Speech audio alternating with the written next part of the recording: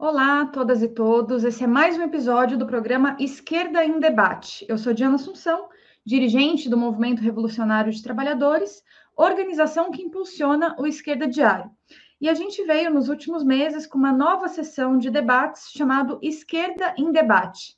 Ou seja, a gente está abrindo o Esquerda Diário para os debates da esquerda, da intelectualidade e de todos os setores que querem enfrentar e combater a reacionária extrema-direita que hoje governa o país, debatendo como não aceitar a conciliação de classes.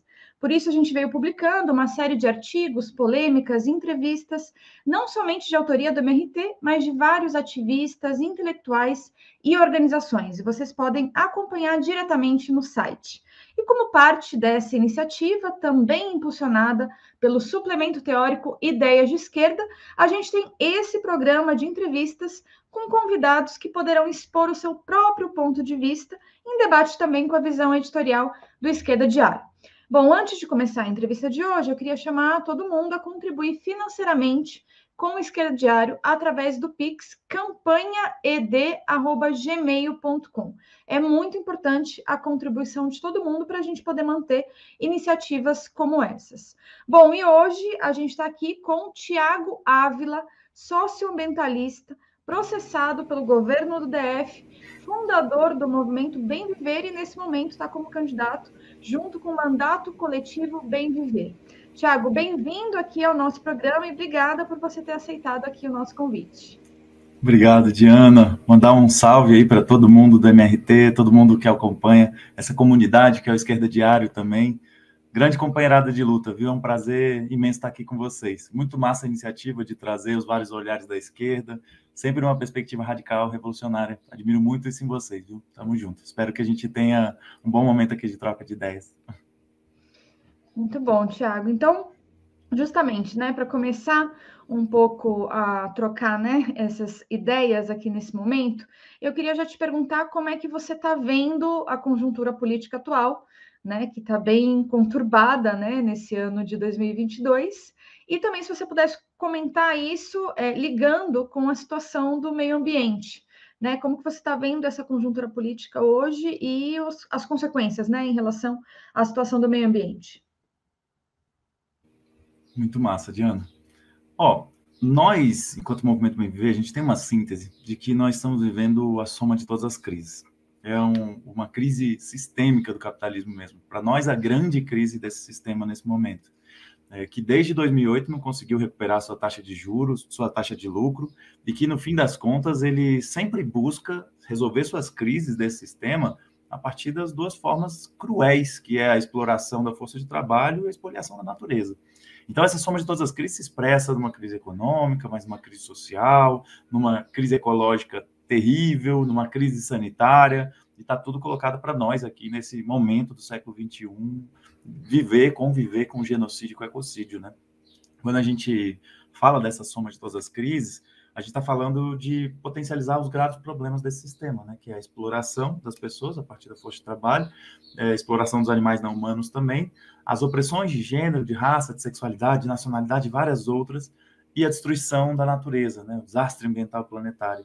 E aí, toda vez que a gente coloca isso no contexto global, a gente vê isso, né? Um sistema que se tornou hegemônico depois da queda do Muro de Berlim, depois do fim da União Soviética, a dificuldade que a gente viu nesses 30 anos aí de consenso de Washington, né, de uma avassaladora hegemonia neoliberal, a gente vai vendo os efeitos sobre a humanidade, sobre a natureza, né, sobre toda a dinâmica do nosso planeta, e que, no fim das contas, não entregou as soluções que dizia que entregaria. Nós, comunistas, sabíamos que era uma solução falsa, mas ainda se colocava para muita gente, né? Tanto a partir, como Gramsci dizia, a partir da coerção, como a partir do consentimento. A ideologia neoliberal na lógica da meritocracia, né? Na lógica das pessoas conseguirem avançar pelos seus próprios esforços, essa lógica de Estado mínimo que a gente viu tão horrivelmente expressa no debate presidencial dessa semana, né? Tudo isso coloca para agravar as crises do nosso tempo. Então, quando a gente olha para a situação no Brasil, a gente vê um país que, nessa grande crise do nosso tempo, a exploração, as opressões, a destruição da natureza é elevada a várias potências e que coloca a gente numa posição muito concreta de genocídio e de ecocídio. Num país que veio de uma redemocratização que nunca se completou, né, nunca garantiu os direitos sociais, o último país das Américas a abolir a escravidão, e que nunca se completou de fato também, um país que sai da ditadura militar de 21 anos, mas não acerta contas com as violações que aconteceram ali, e que entra num processo de uma lógica, de uma tentativa de social-democracia que é muito rápido, varrida por uma lógica neoliberal mais agressiva nos governos FHC, ali, Collor e Itamar FHC, que depois vem para um governo ainda que traz na sua agitação uma dinâmica social-democrata, mas em vários aspectos social-liberal, quando traz política de inclusão majoritariamente pelo consumo, quando coloca que os bancos enriqueceram como nunca, quando coloca que o agronegócio é o motor da economia, sendo que um processo destrutivo e terrível, né, que agrava muito a crise ecológica, quando vem nessa lógica do desenvolvimento, um governo desenvolvimentista e que não lida com a dinâmica da propriedade, não lida com a dinâmica de fato, entregar o poder para os trabalhadores, enraizar territorialmente o processo decisório, mobilizar os movimentos sociais, não anestesiar e não burocratizar eles.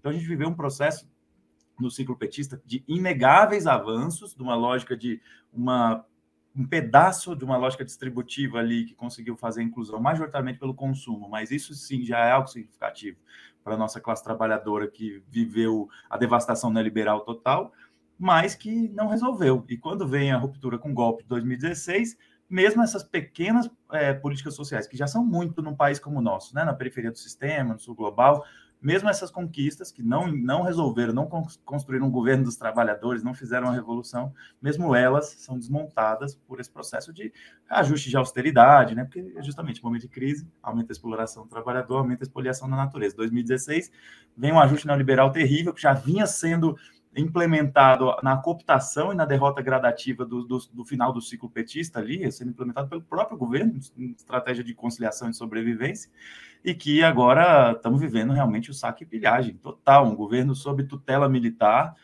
com mais de 6 mil cargos de comando, né, oficiais do Exército no Executivo, com orçamento secreto, com um processo ali de sempre ameaçar, tenta primeiro fazer uma compra de votos absurda com o uso da máquina pública, com as formas de benefícios sociais e falta de transparência, o próprio orçamento secreto é uma dessas formas, e do outro lado a ameaça sempre de um alto golpe, para aumentar e aí sim concentrar poder, gerar uma ruptura que nos leve a um governo fascista. É duro estar vivo e é duro a gente estar lutando por uma revolução nessas batalhas do nosso tempo, num Brasil que não está vivendo o ascenso da luta de massas, mas é um Brasil que precisa lutar essa batalha, que envolve resistir na conjuntura atual, que é uma conjuntura de genocídio e ecocídio, que só quem tem alguma dose de privilégio, que tem a opção de lutar ou não lutar, porque para quem está na ponta, no território, é lutar ou morrer.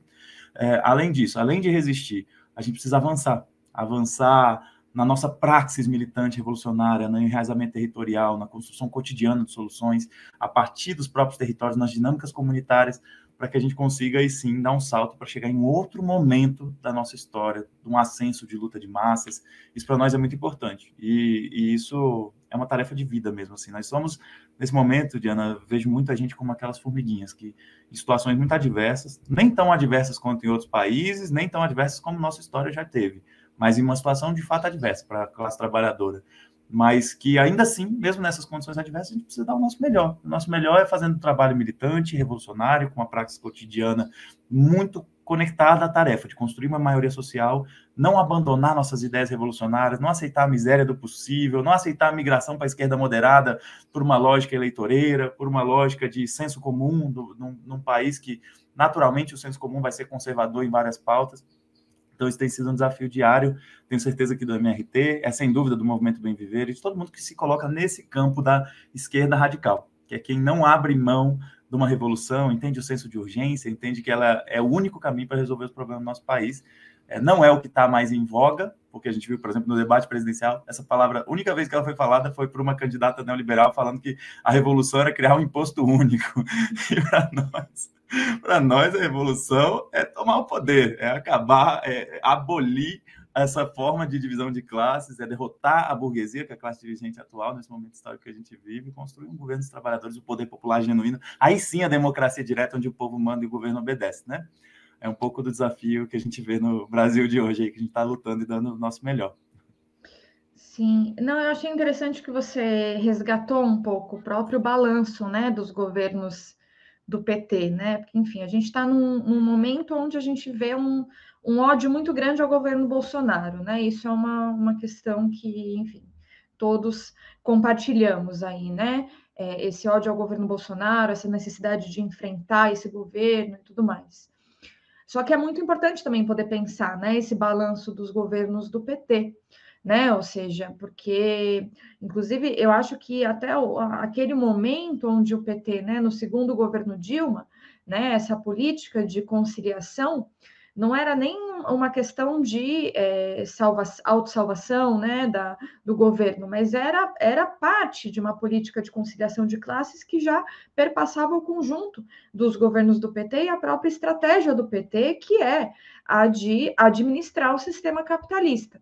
Né? Você falou da política de redistribuição de renda, né? Não é nem redistribuição, né? De algumas políticas de crédito, por exemplo, etc., que na realidade não mudaram a situação estrutural da classe trabalhadora e do povo pobre e também não tocou nos problemas de fundo do país, né? Para citar alguns, a dívida pública, a reforma agrária, que teria que ser radical, né? Para poder lidar com todo o problema da terra e tudo mais.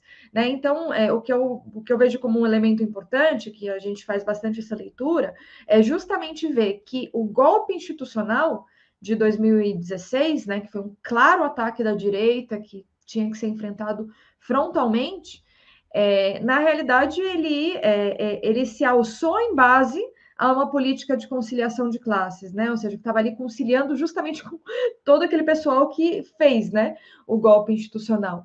E que então, inclusive, é importante pensar agora, né? Ou seja, qual que é a estratégia agora? Nesse momento, a estratégia é uma frente ampla, repetir uma política de conciliação com empresários, etc., ou é outra estratégia, né? Até queria te perguntar como que você vê isso concretamente, assim, nesse momento, que é um pouco o debate dos debates, né? A gente viu o debate presidencial, né, agora, né, nessa semana, na Band, e inclusive teve vários setores petistas que estavam até um pouco desanimados com a performance, digamos assim, do Lula, né, de ter sido pouco enfrentado com o Bolsonaro, etc.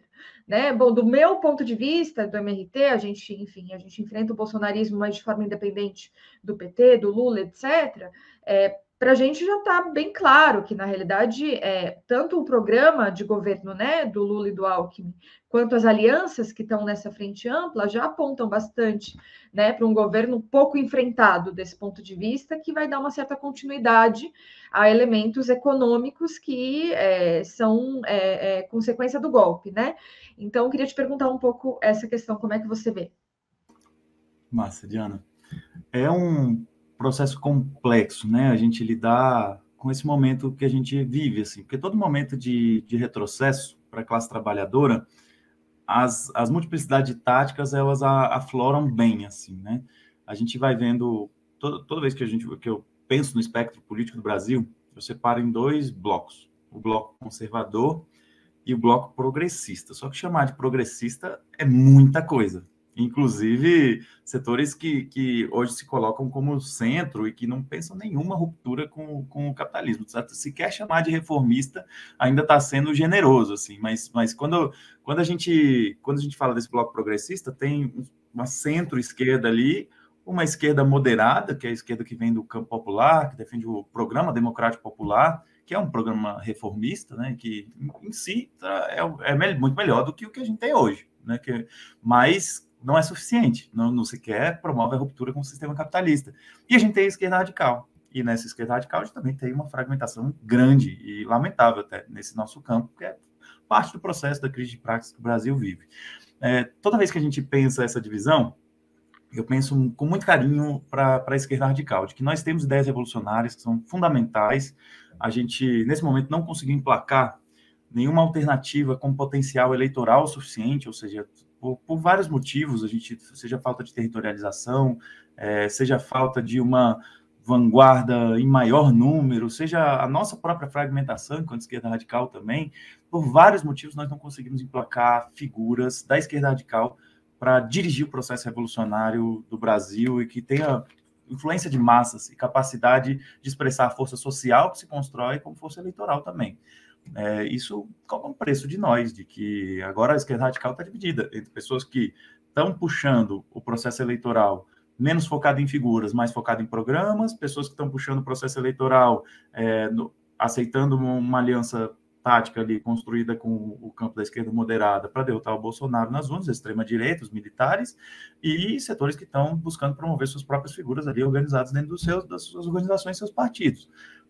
Todas essas apostas são válidas, e eu acredito que a gente deve tratar com algum grau de generosidade. Assim. Agora, o que não isenta a gente, qualquer uma dessas apostas, seja quem vai tocar a luta mais de derrotar o Bolsonaro e o golpismo, e não focar em figuras, seja quem vai fazer um apoio tático ao campo petista, um apoio tático ao Lula para derrotar o Bolsonaro, essa aposta que o pessoal fez no seu diretório nacional, seja a construção das outras candidaturas, como é o caso da Sofia Manzan, do Léo Pérez, como é o caso da Vera também, todas essas apostas, elas precisam de algo a mais, que para além das nossas defesas, no momento de correlação de forças não muito favorável, é a nossa praxis militante de estar no cotidiano enfrentando Bolsonaro. E como você falou, né? A gente está, tanto para além dos atos, né? A gente está no nosso cotidiano, na cidade, no campo, na floresta, nos territórios, enfrentando o bolsonarismo. E a melhor forma de fazer isso, que eu consigo imaginar e que a gente busca aplicar isso no cotidiano, é fazendo a partir da territorialização, da relação de confiança concreta no cotidiano com a classe trabalhadora, desenhando saídas a partir da própria auto-organização. Quando a gente pensa na Revolução Russa, a gente não está falando só de outubro, a gente está falando desde o ensaio geral e desde antes, né? A gente está falando, estamos falando de 12 anos antes do ensaio geral, mas estamos falando de uma construção muito forte no local de trabalho, no local de moradia, da lógica dos soviets, da auto-organização, né? Quando a gente pensa a Revolução Russa e tira da balança os soviets, isso é impossível. Assim como é impossível pensar o processo do início da década de 60 no Brasil, que foi interrompido pelo golpe, sem pensar as ligas camponesas, sem pensar o movimento sindical com tanta força, né? Assim como é impossível pensar o processo da derrota da ditadura militar, sem pensar as ligas camponesas evoluindo no MST, a criação da Central Única dos Trabalhadores, naquele momento ali com mais força de massas, a criação nos territórios das comunidades eclesiais de base, da Igreja Católica Progressista, ali organizando bairros inteiros, e a síntese que isso foi feita ali naquele momento de um Partido dos Trabalhadores, né, com seus erros, seus acertos, não é possível pensar os momentos de ascenso sem pensar nas estruturas ali que a gente vai buscando construir de base mesmo. E aí, eu acredito que essa é a tarefa fundamental. Qualquer canto que a pessoa se situe na esquerda radical nesse momento, a tarefa precisa ser de construção de trabalho de base, de construção de trabalho territorial, porque só tem consequência o que a gente disse, a gente consegue viver aquilo ali no cotidiano. Então, a gente tem buscado, enquanto Movimento Bem Viver, construir, a partir dos territórios, nas periferias das cidades, por exemplo, serviço social autogestionado, não fomos nós que inventamos, os soviets estão lá, o Partido Social Democrata Alemão, na época da Rosa Luxemburgo, tinha escola, clube, creche, hospital, tinha tudo, os Panteras Negras, tinha o café da manhã, tinha os programas de sobrevivência, tinha clínica médica, tinha tudo, né? Quando a gente pensa essa lógica do serviço social autogestionado, isso vai gerando com a gente uma forma, a partir do território, de auto-organização, que é classe em si, né? Então, se vira para viver e sobreviver numa sociedade que não foi feita para a nossa classe, mas que também, se é feito um trabalho politizado e a partir de relações de confiança, avança para refletir uma ruptura com esse sistema, uma sociedade feita da nossa maneira, passa a ser classe para si, né? Vai adquirindo potencial revolucionário, vai adquirindo uma potência ali para organizar um movimento revolucionário no futuro. Isso é parte da nossa tarefa. Então, eu sempre penso que, assim, qualquer canto que a pessoa está na esquerda radical do Brasil, ótimo. Que maravilha que nós estamos aí. Que pena que nós temos também a fragmentação, mas em qualquer canto desses, a aposta naquele momento ali, que é uma aposta em determinados momentos tática, ela só faz sentido se for levada numa prática de territorialização de construção. No nosso caso, a gente, por estar no PSOL, né, eu sou filiado ao PSOL desde 2010, e o Movimento Bem Viver não é um movimento do PSOL, mas as pessoas do Movimento Bem Viver que são filiadas ao PSOL, justamente por ser o único partido que tem o setorial ecossocialista no Brasil, né, que tem abertura para essa construção, a gente busca fazer esse debate no sentido de que, tudo bem, o PSOL tomou a decisão de construir a derrota eleitoral do Bolsonaro a partir de uma aliança com a esquerda moderada e uma aliança com o campo petista. Como é que nós fazemos isso sem a desmoralização que seria de endossar uma aliança com o agronegócio, por exemplo? Porque parte daquele debate presidencial dessa semana que a gente viu, é bizarro o consenso neoliberal que está presente ali, né? O mercado segue sendo intocável, o agronegócio segue sendo dito aquela falácia de que é o motor da economia, e no fim das contas a gente está promovendo um processo ali que é tão arcaico, é tão bizarro, Diana, se a gente para pensar essa lógica do desenvolvimento, que quando a gente estuda a história do nosso país, do nosso continente, do sul global, é tão óbvio, né, que o ciclo do pau-brasil, que o ciclo da cana, do café, da borracha, do ouro, que esses ciclos não trouxeram nada para a gente, que é uma lógica colonial, primária exportadora, que não leva nenhum país ao desenvolvimento, que eles dizem, porque não é feito para isso, é feito para ser saco e pilhagem mesmo, para nutrir o centro do sistema. E agora as pessoas tratam como se essa mesma lógica primária exportadora fosse trazer esse caminho para o desenvolvimento. Então, o centro do sistema pensa na divisão internacional do trabalho, pensa o Brasil como um grande fazendão, uma grande mina a céu aberto, um grande poço de petróleo, e como você falou da dívida pública, um grande cassino para especulação financeira. Para eles, nós somos isso aí.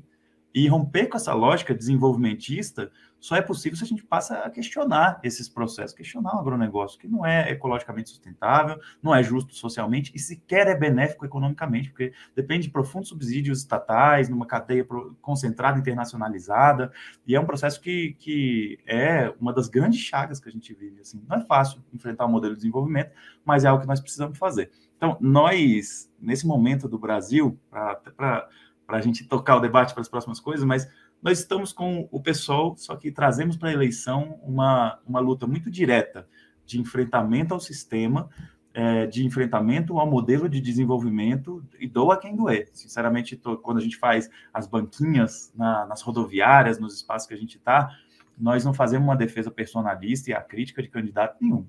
Inclusive, ela é bem mais fora Bolsonaro do que uma agitação de que existe alguém que vai salvar o nosso país. Para nós, só o povo que salva o povo, e é nós fazendo a revolução que tem um caminho para fazer isso. Então, essa é um pouco a pegada que a gente tem construído. Assim, não acreditamos no culto à personalidade, não acreditamos em endossar governos que prometem fazer conciliação de classe, mas taticamente, sim, queremos derrotar o Bolsonaro. Taticamente, na nossa avaliação, existe um caminho eleitoral até o dia 2 de outubro para fazer isso, mas isso não vai vir com uma defesa do agronegócio e do desenvolvimentismo. Isso vai vir com a busca territorializada, cotidiana, para a construção do poder popular, e um apoio consideravelmente crítico ao processo que acontece, que a gente vê acontecer no Brasil, se desenhar para o futuro novamente, um processo que obrigava a gente em outros governos a ser oposição de esquerda. Né? Isso talvez esteja colocado para o próximo período, é o mais provável, inclusive. Uhum. Então, é isso que você colocou em relação ao PSOL, né? Que o PSOL, a maioria, né, a direção majoritária do PSOL definiu por uma aliança com o PT. Sim, é que teve um passo além, né? Porque justamente junto com o PT veio o Alckmin, né? Ou seja, então é uma aliança não somente com o PT, mas com, setores do agronegócio, como você colocou, né? Todo um aceno muito importante para o capital financeiro. Então, eu acho que esse é um debate que é bem importante, né? Porque assim, a visão que eu tenho dessa situação, enfim, tenho debatido com muitos intelectuais, ativistas aqui no programa, é que o PSOL ele está indo para uma diluição no projeto petista, assim, um pouco, na realidade, inclusive, porque tem setores do PSOL, teve os setores que romperam com o PSOL, né, diante dessa decisão. Depois tem os setores que estão no PSOL, mas se colocam criticamente. Enfim, efetivamente, de forma crítica, não fazem muita campanha, inclusive, e tem uma ala bem que está super feliz, na verdade, com a aproximação do PSOL com o PT, assim, né? Que está lá com o Alckmin, com o Márcio França, aqui em São Paulo, por exemplo, que é do PSB, enfim, que está assim como se fosse uma mesma coisa e tal, que eu acho que diz bastante, fala bastante de um partido que é amplo o suficiente para caber muitas e muitas tendências no sentido de posições políticas que, em última instância, não necessariamente apontam para a revolução, né? Ou seja, na nossa visão, o PSOL não é um partido que pensa a questão da revolução como um objetivo de fato, né? Então, digo isso, para além dos indivíduos ou dos grupos, etc., né? O pessoal como partido, essa direção majoritária. Então, acho que esse é um debate importante, justamente porque eu acho que o que está claramente apontado é que a gente vai ter que ter um enfrentamento, quem se coloca na esquerda, com esse novo governo, né? Que o mais provável é que seja eleito, né? Enfim, não tem como a gente fazer futurologia, mas, né, toda a tendência que está apontando é que seja eleito o governo Lula-Alckmin. E o programa de governo, ele já é um programa muito atrelado, né, aos empresários, ao capital financeiro e tal. Ou seja, já falaram que não vão revogar as reformas, né, por exemplo, e tal. Então, acho que esse é um debate que é para agora, mas que vai seguir bastante, né? Ou seja, né, o PSOL surgiu no primeiro governo Lula, né? Então, que novas, o que pode acontecer, né? Do ponto de vista, inclusive, da própria esquerda, né? Nesse novo governo do PT e do Lula. E também acho que é importante remarcar que o bolsonarismo, como força social, mesmo que o Bolsonaro perca as eleições, não vai deixar de existir, né? Acho que Estados Unidos é uma mostra bem contundente disso, né? Que o trumpismo seguiu como uma força reacionária, né? Uma força social que continua existindo. Então, acho que isso é um elemento importante para pensar. E aí, assim, aproveitando que você colocou bastante esse elemento da revolução, né? Inclusive, você coloca revolução e poder popular, assim.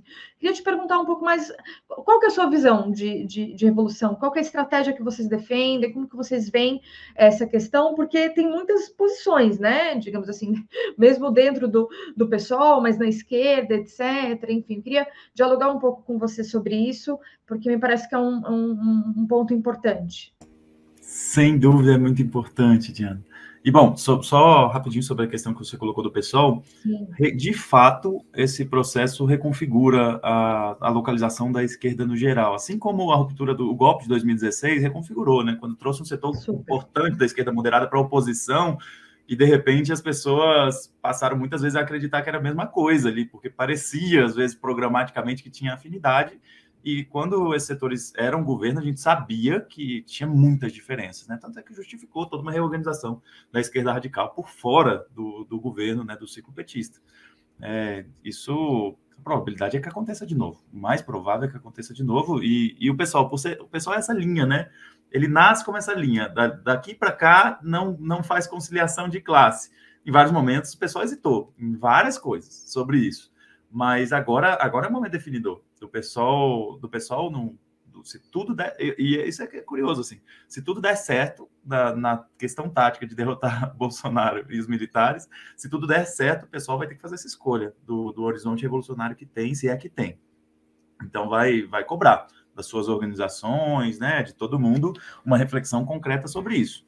Nós, enquanto Movimento Bem Viver, a reflexão que a gente faz e a ancoragem teórica que a gente se coloca é de que nós só conseguimos resolver o problema da exploração, das opressões e da destruição da natureza, esses três problemas juntos, que para nós não podem caminhar separados. É um equívoco imenso acreditar que a luta contra as opressões de gênero, de raça, de sexualidade, de nacionalidade, as outras atrapalha a luta contra a exploração, assim como é um equívoco pensar que nós não temos mais as contradições do mundo do trabalho, que a luta sindical, por exemplo, teria perdido valor, pelo contrário, mais necessária que nunca, assim como seria um equívoco pensar que é possível acabar com a exploração e as opressões numa terra arrasada, sem lidar com a destruição do planeta, que primeiro cobra a conta mais cara do povo trabalhador, da classe trabalhadora, quanto mais precarizado se é, e que inviabiliza a possibilidade de uma construção de uma sociedade comunista, do nosso reino das liberdades, da sociedade que a gente sonha mesmo.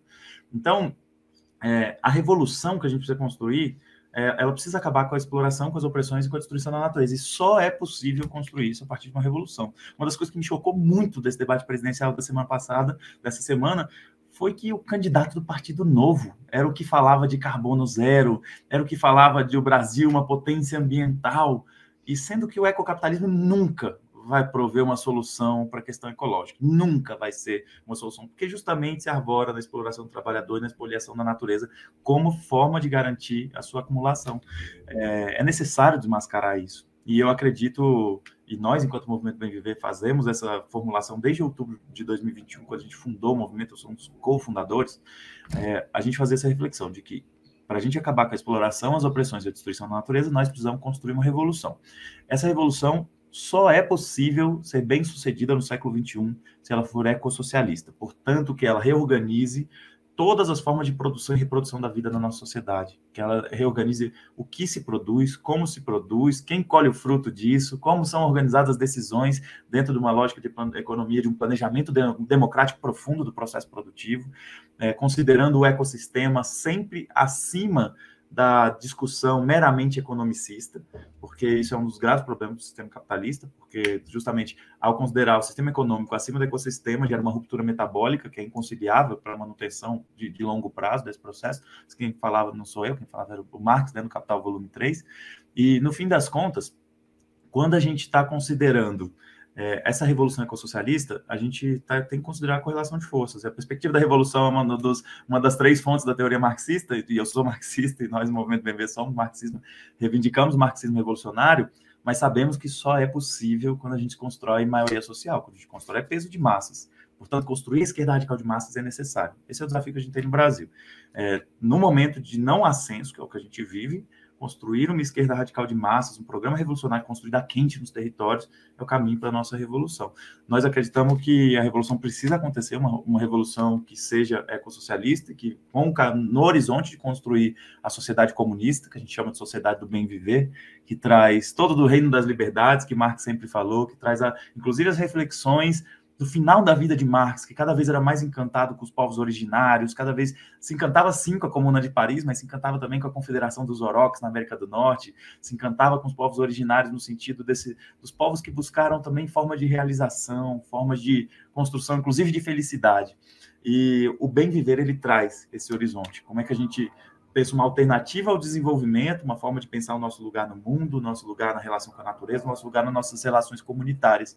Para nós, o bem viver é a sociedade que a gente sempre sonhou em construir, quando a gente derrota o capitalismo, constrói a sociedade sem classes, nossa sociedade comunista. Aí, a gente entra nos caminhos de estratégia revolucionária, né? No século passado, apontava para a gente 3 caminhos. Uma greve geral insurrecional, ou uma guerra popular prolongada, ou a tentativa ali da via chilena, de a partir da institucionalidade, você construir um processo de acúmulo de forças, de mobilização da classe trabalhadora, geração de consciência de classe para gerar uma ruptura. A greve geral insurrecional, quem ensinou foi a Revolução Russa, o maior exemplo e a mais importante experiência de emancipação humana que já aconteceu. A guerra popular prolongada, a China, que trouxe para nós a Revolução Chinesa, e vários outros processos mesclavam esses caminhos, né? A experiência de Cuba, por exemplo, uma lógica de guerra popular prolongada numa estratégia defoquista, mas que também trazia processo de greve geral insurrecional, tentativas disso em Havana, né? Do movimento operário também, de greves e o próprio movimento estudantil, várias outras coisas. A Revolução Cubana é mais complexa do que só a galera que estava lá na Sierra Maestra, né? Então, a gente fica numa situação de que agora, Diana, não me parece estar dado qual é a estratégia revolucionária para ser bem-sucedido no século XXI. Se é uma greve geral insurrecional, se é uma guerra popular prolongada, se existem caminhos para a via chilena. A gente viu o processo na onda progressista latino-americana de avanços importantes, mas que não geraram uma ruptura tampouco, né? Então, quando a gente analisa o processo, por exemplo, dos países bolivarianos, né?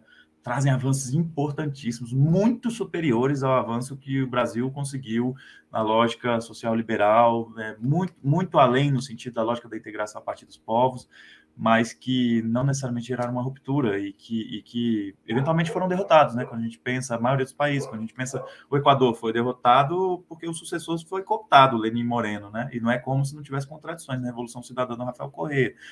O processo boliviano foi derrotado um golpe também, mas também tinha muitas contradições, em parte por conta dessa fábula do desenvolvimento, que obrigava o país a seguir sendo primário exportador, a construir carreteira no meio do território indígena, né, a seguir num processo bastante complexo ali. A gente vê o processo da Venezuela também, que um país que passou por muitas dificuldades, em parte por não ter conseguido dar o salto de radicalização, de construção do poder popular, mas embora tenha experiências fenomenais nas comunas, em vários processos de bairro, mas que nunca conseguiu sair ainda da lógica do culto à personalidade, ainda nunca conseguiu romper para um governo de fato dos trabalhadores que tivesse como horizonte o comunismo mesmo, né?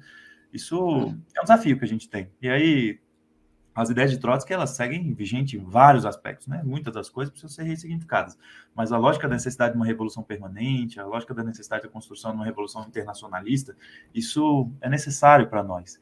Eu acredito muito que nós vamos construir revoluções nesse século, precisamos, essa é a nossa tarefa histórica, a receita dela não me parece estar dada, não me parece que nenhuma dessas 3 estratégias se resolvem entre si, me parece uma combinação de todas as formas de luta, parecem outros caminhos, mas que envolve a coragem de dizer o horizonte de ruptura mesmo, que precisamos construir uma revolução, ela não é compatível com o sistema capitalista, não é um caminho de melhorar o sistema, é acabar com esse sistema mesmo, tornar ele obsoleto e colocar algo muito melhor no lugar. Assim, isso só vem com ideias revolucionárias mesmo. Acredito que está como tarefa da classe trabalhadora desse mundo construir essas novas revoluções.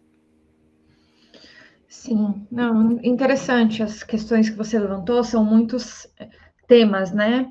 Eu acho que, assim, nós, né, enfim, o MRT ele faz parte de uma organização internacional, né, que chama Fração Trotskista, né? A gente, enfim, reivindica o trotskismo, né, como o marxismo revolucionário da nossa época, né? Ou seja, as sínteses que tudo que o Trotsky elaborou, né, tanto como dirigente da Revolução Russa ao lado do Lenin, quanto como militante fundador da oposição de esquerda, né, contra a burocratização da União Soviética e fundador, portanto, da Quarta Internacional, são um legado que a gente acha que é muito importante para poder pensar, né, os caminhos revolucionários na atualidade.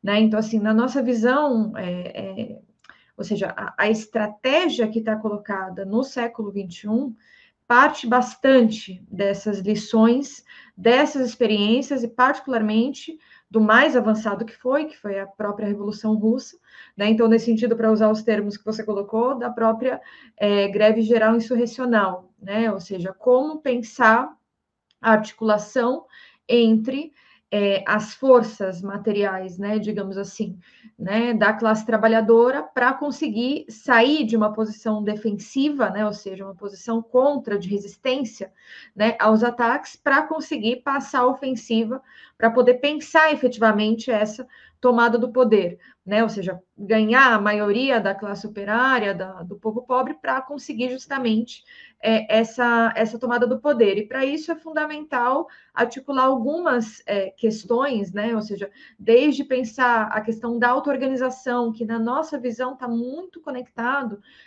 aos postos de trabalho, especificamente. Isso tem a ver, obviamente nos bairros também, mas isso tem a ver com com uma definição que eu acho que, inclusive, diferencia da visão que eu tenho em relação, por exemplo, à estratégia de guerra popular prolongada e etc., que é a centralidade da classe trabalhadora, ou seja, existem os movimentos, existem as opressões, existem todas essas questões que são fundamentais e decisivas, mas a sociedade capitalista ela está baseada, ou seja, a raiz da sociedade capitalista é a exploração do trabalho. Né? Ou seja, é necessário destruir esse sistema, né? Ou seja, essa ordem econômica que existe de exploração do trabalho como uma condição necessária para poder acabar com o conjunto das opressões, para poder ter uma situação outra, né, do meio ambiente, etc. Então, a gente vê isso como uma questão fundamental e, por isso, uma centralidade da classe trabalhadora. E, justamente porque a gente não tem uma concepção obreirista, né, digamos assim, que é a classe trabalhadora e ponto final, a gente considera que, por um lado, é muito importante ver que a classe trabalhadora é composta por mulheres e negros, né, e LGBTs. Inclusive, a gente recém lançou um livro chamado Nós, Mulheres, o Proletariado, que é para mostrar um pouco isso, né? E também a gente considera que é fundamental que a classe trabalhadora busque hegemonia sobre o conjunto dos setores explorados e oprimidos. Ou seja, que a classe trabalhadora se coloque como dirigente de um processo revolucionário, mas levantando o conjunto dessas demandas e atuando em comum com todos esses setores. Né? E para isso, a sua auto-organização desenvolvida em Soviet, né, é fundamental, mas também é fundamental a construção de um partido revolucionário, que não é um partido amplo que tem socialismo só no nome, é um partido revolucionário que se prepara conspirativamente para a tomada do poder. Isso vai significar, por um lado, manter uma posição de independência de classes, né, não misturando as suas bandeiras com nenhum outro setor de outras classes, mas também justamente buscando os caminhos da mobilização, né? Ou seja, a gente vai derrotar a extrema-direita, os militares, como institucionalmente, Não, a gente vai derrotar na luta de classes. Né? Então, esse é um pouco do caminho que a gente coloca, né? Porque, inclusive, do ponto de vista das posições hegemônicas ou de setores capitalistas, etc., a gente vai ver, por exemplo, você criticou, né, o ecocapitalismo, né, como uma coisa, e, por exemplo, eu acho que é uma contradição importante o pessoal estar numa federação com a rede, né? Porque a rede é uma representante desse tipo de ecocapitalismo, né, financiada pelo Itaú e etc., é uma contradição. Né? Então, acho que nesse caminho é muito importante pensar esses elementos, são discussões importantes de estratégias, que tem várias, né? Coloquei um pouco aqui a nossa visão, assim como o MRT, para a discussão, porque me parece que é um debate muito importante, né? Porque ainda que as conjunturas sejam diferentes, né? Ou seja, que não esteja colocado hoje uma revolução, justamente a questão se trata de pensar e conspirar por esse objetivo final, e não transformar a atuação do parlamento, a atuação nos movimentos, ou mesmo o próprio trabalho de base, etc., num fim em si mesmo, né? Mas para qual alternativa está apontando. Mas, enfim, só para fazer uns comentários. Não sei se você quer comentar o meu comentário. Sim, Diana, vou adorar, porque é muito massa a gente trocar ideia sobre isso. Tem uma coisa que eu considero muito legal, e mesmo a participação no MRT dentro do PSOL, esse período, isso é muito interessante, porque, por exemplo, se a gente vai considerar a partir da lógica de Gramsci para considerar um partido, né? As organizações que têm um horizonte estratégico, no nosso caso da esquerda, de ruptura com o sistema, por exemplo, que propõe uma reforma moral, uma reforma também no sentido objetivo das relações de produção, um partido que expressa uma vontade coletiva, né, ali, essas organizações, elas cumprem o papel do partido no sentido amplo da palavra. Então, portanto, para todos os critérios, com legenda partidária ou não registrada no TSE, o MRT é um partido. Assim como o Movimento Bem Viver também é um partido, assim como várias das que a gente chama de correntes do PSOL, né, que existem várias lá, o Movimento Bem Viver não se coloca como corrente, mas várias das correntes do PSOL também, de acordo com essa concepção de Gramsci, também seriam partidos, assim como o PCB, sem dúvida, é um partido, a Unidade Popular, sem dúvida, é um partido, o PSTU, sem dúvida, é um partido também. Nesse caso, partidos na concepção gramsciana, mas também no TSE, né? E conseguir fazer uma reorganização da esquerda, considerando que existem ideias muito legítimas dentro desse processo, né? Então, tem organizações que vão apostar numa lógica da centralidade da classe trabalhadora, tem organizações que vão ser obreiristas, tem organizações que vão pensar uma lógica, às vezes, inclusive, de minimizar a questão do enfrentamento do mundo do trabalho, vão entrar para uma lógica, às vezes, do identitarismo, que com muita facilidade cai numa lógica liberal.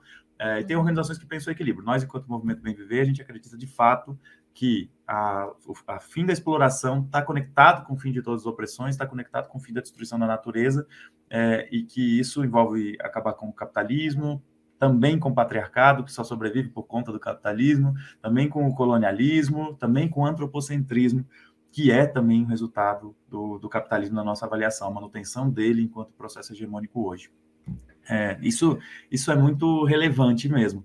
E a própria questão da conciliação de classes e da lógica da via chilena, né, que eu acredito que a via chilena, de todas as 3 estratégias revolucionárias que foram apresentadas no século passado, foi a única que não fez, de fato, uma revolução. E ainda não fez agora, nesse século. A gente, de todos os governos eleitos, eu diria pelo menos na América Latina, todos os governos que foram eleitos com uma plataforma que, ao serem eleitos, se tornaram mais moderadas do que era a plataforma de governo no processo eleitoral. Conciliaram mais. As raríssimas exceções que eu consigo ver disso é a Venezuela, de Hugo Chávez, em 98, porque o Chávez foi eleito ainda com uma plataforma que falava muito de uma nova constituinte, veio do golpe que ele tentou dar, né, antes, enquanto ainda era um membro mais efetivo das Forças Armadas. Depois acabou se radicalizando, também fruto do processo de enfrentamento, da tentativa de golpe que foi dado, né, foi tentado dar, e que o povo venezuelano reverteu o golpe em 2001. Depois da reversão do golpe, a Venezuela se radicaliza mais no enfrentamento, né? Então é um processo que seria uma espécie de via chilena, de a partir da vitória institucional gerar um processo de radicalização, mas que ainda não levou à ruptura com o sistema capitalista, né? Trouxe avanços. A Venezuela, sem dúvida, é um processo de aprendizado muito importante para o nosso continente. Aprendizado nos seus erros e nos seus acertos, né?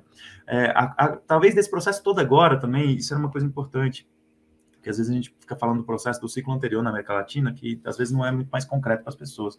Mas quando a gente vê, por exemplo, os levantes no Equador, no Chile, na Colômbia, que são os 3 países que em 2019, 2020 fizeram os mais importantes levantes do nosso continente, né? A gente vê destinos completamente diferentes uns dos outros. O Equador vem do processo de levante imenso, que quase derruba o governo do Lenín Moreno, que derrubou os ajustes neoliberais naquele período, pelo menos minimizou vários deles.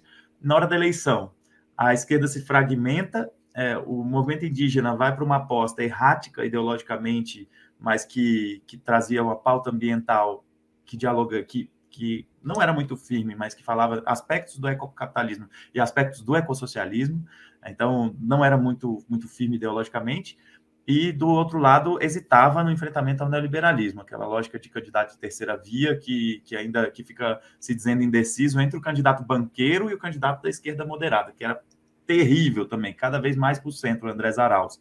E aí acaba que esse candidato do centro, desenvolvimentista, representando o correísmo, e o candidato do movimento indígena, que hesita na lógica que precisa ser ecossocialista, e hesita no enfrentamento ao imperialismo e neoliberalismo, perdem para o banqueiro, né? Destino terrível do Equador, que seguiu lutando, segue lutando, fez uma jornada de 21 dias agora, imensa, e segue lutando contra o neoliberalismo, mas falhou na hora de apontar, e é justamente a falta de um movimento revolucionário, de um partido revolucionário, como você falou, que seja de massas, né? Porque você tem partidos revolucionários no Equador, a Quarta Internacional tem as várias fragmentações da Quarta Internacional, tem atuação no Equador também, não foi possível ainda construir um horizonte revolucionário ali.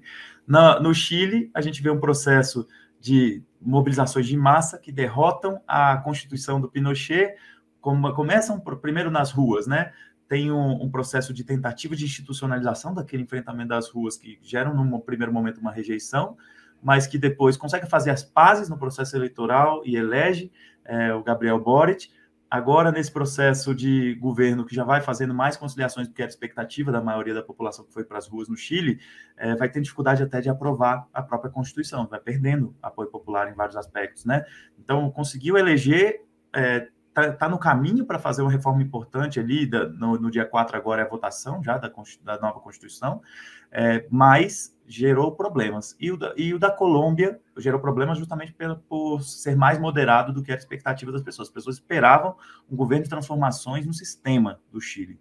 E o da Colômbia é um caso diferente, de que Gustavo Petro é um candidato que trazia pouca radicalidade no seu discurso também. Ele não conseguiu muito bem captar o sentimento dos protestos das ruas da Colômbia desde 2019, 2020, país que vive em guerra desde 1948, né?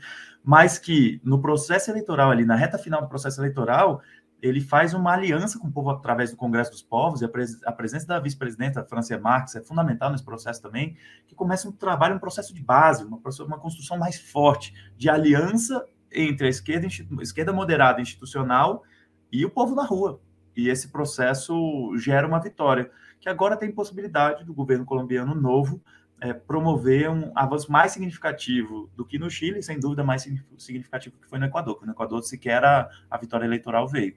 Então, tudo isso, estou falando tudo isso para dizer que só com um horizonte revolucionário, só com a radicalização do discurso e da prática, é que a gente consegue avançar mesmo nas vitórias institucionais. Os governos eleitos têm que mobilizar mais o povo para ser muito mais radical do que as suas plataformas. E isso se não for uma campanha revolucionária de início, né, nas suas propostas, no seu programa mínimo e programa máximo.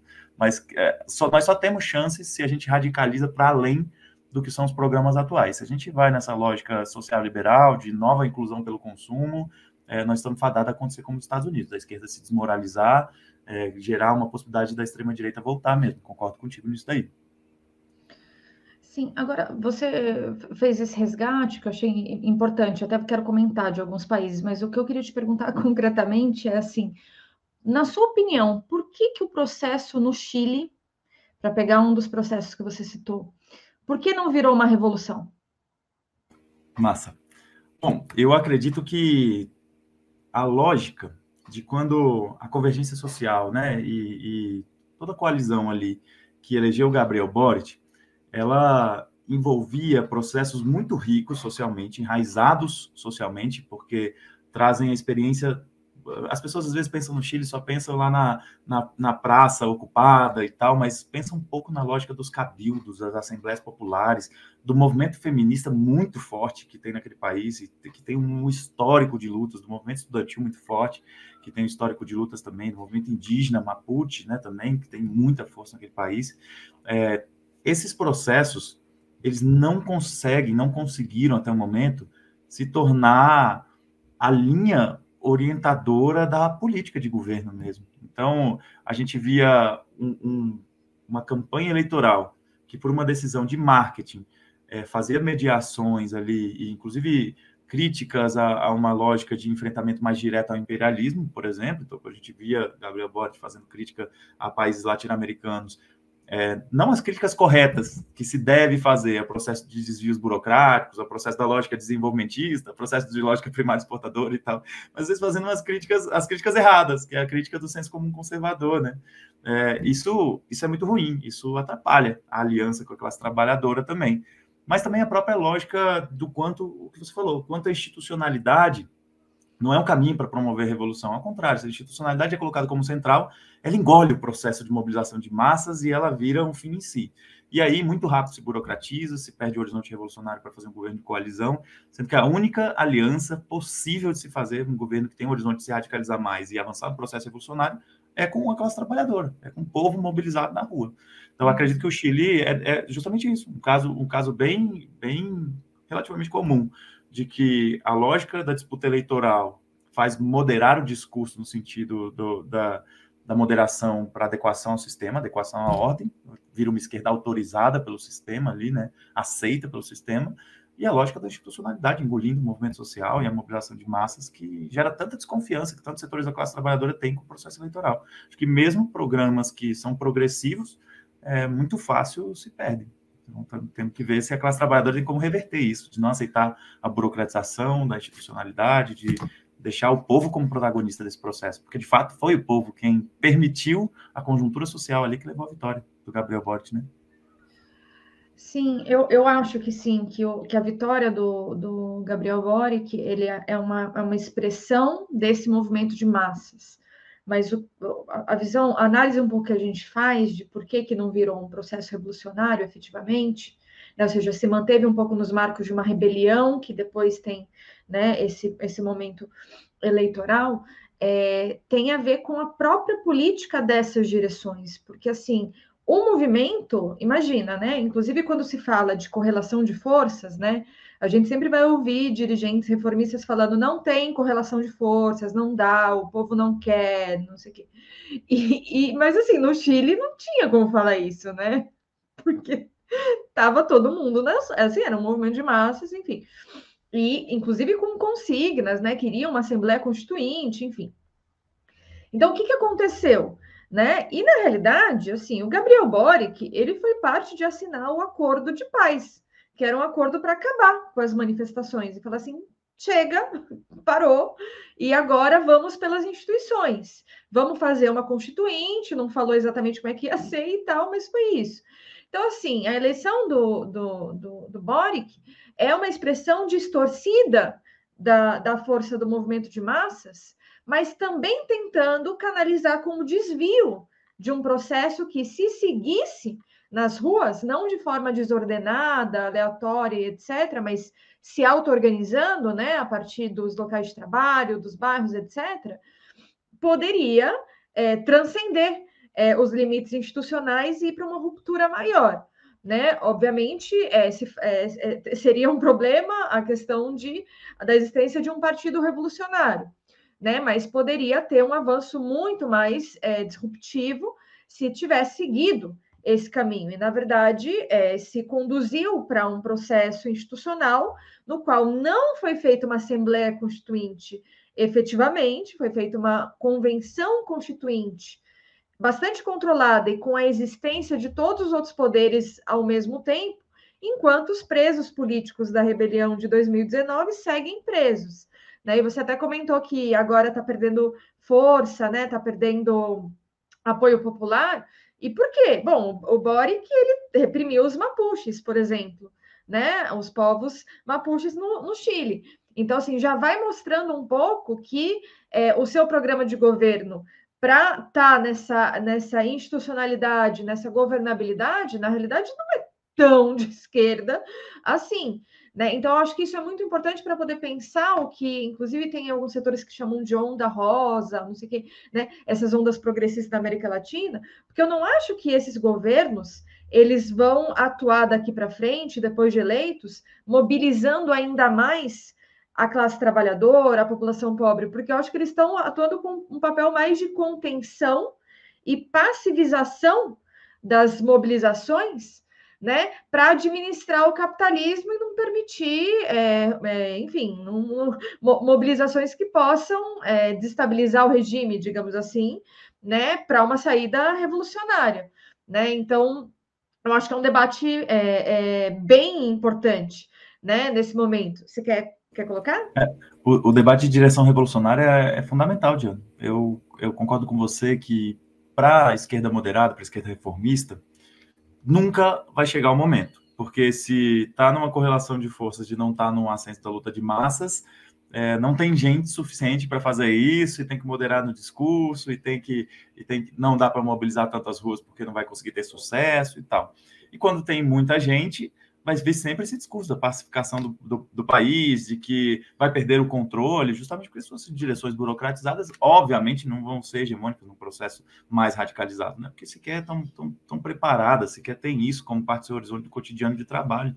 Né? Então, a gente viu isso aqui na luta contra o Bolsonaro, na luta contra o genocídio e ecocídio na pandemia, como direções burocratizadas tentavam de todas as formas frear o processo de mobilização popular e organizações, a esquerda radical, na sua maioria, e alguns setores da esquerda moderada, mais orientados para as ruas, de falar, pô, galera, não tem como não ir às ruas, olha os nossos vizinhos fazendo coisas incríveis de mobilização popular, e como é que nós sequer vamos às ruas, como é que tem gente que defende que não vá às ruas.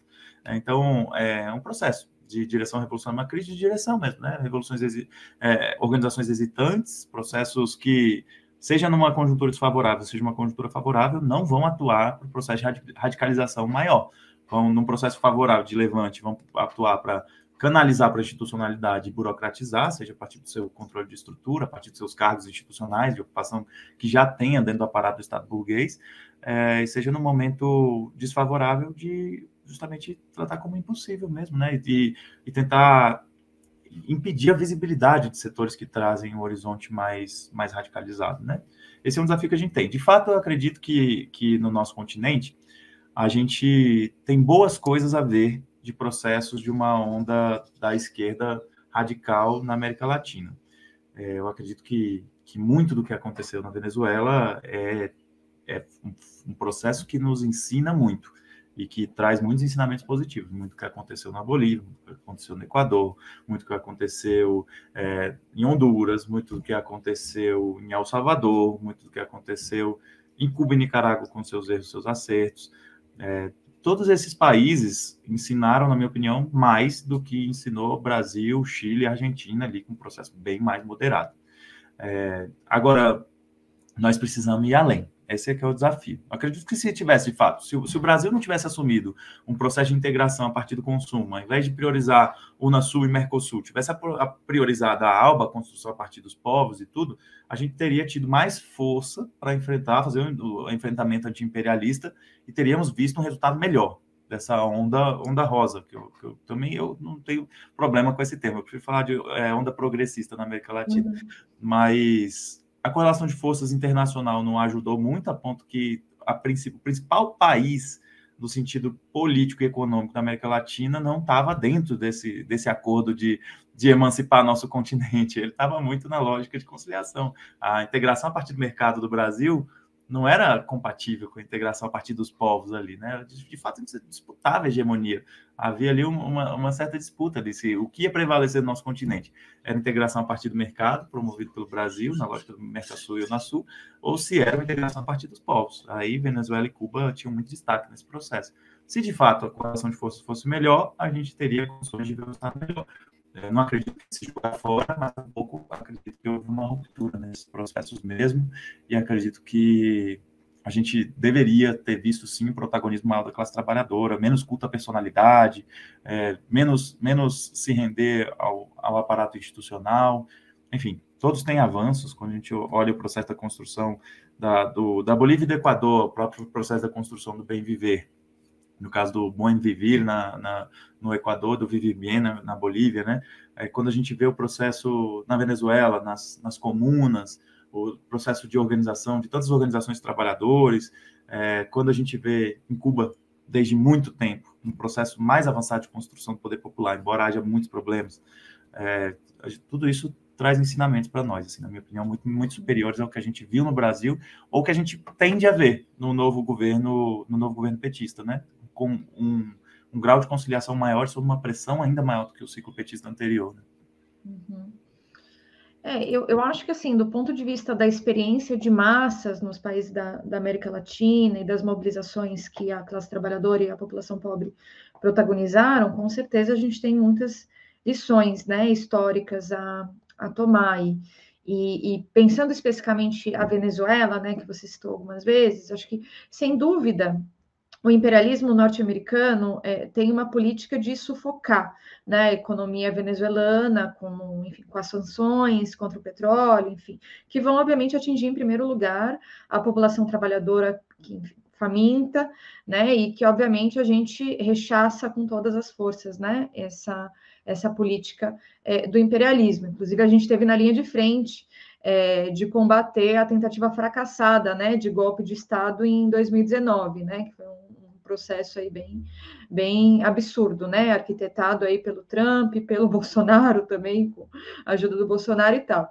Mas eu queria colocar um pouco uma visão, talvez um pouco distinta da que você expressou, né, porque enfim, você vai poder dizer também, mas esse posicionamento de rechaço ao imperialismo, a gente sempre encarou com a mais completa independência política do chavismo e do governo Maduro.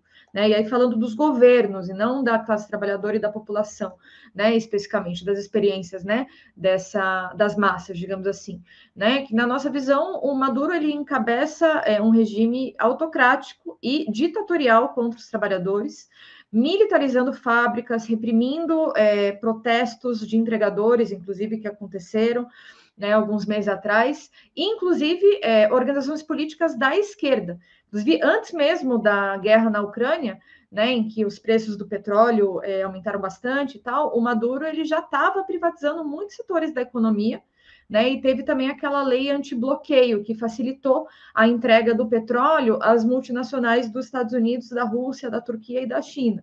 Né? Então, assim, coloca um pouco essa visão partindo do rechaço ao imperialismo, das tentativas de golpe, etc., mas tendo uma visão bastante crítica em relação a essa política na Venezuela.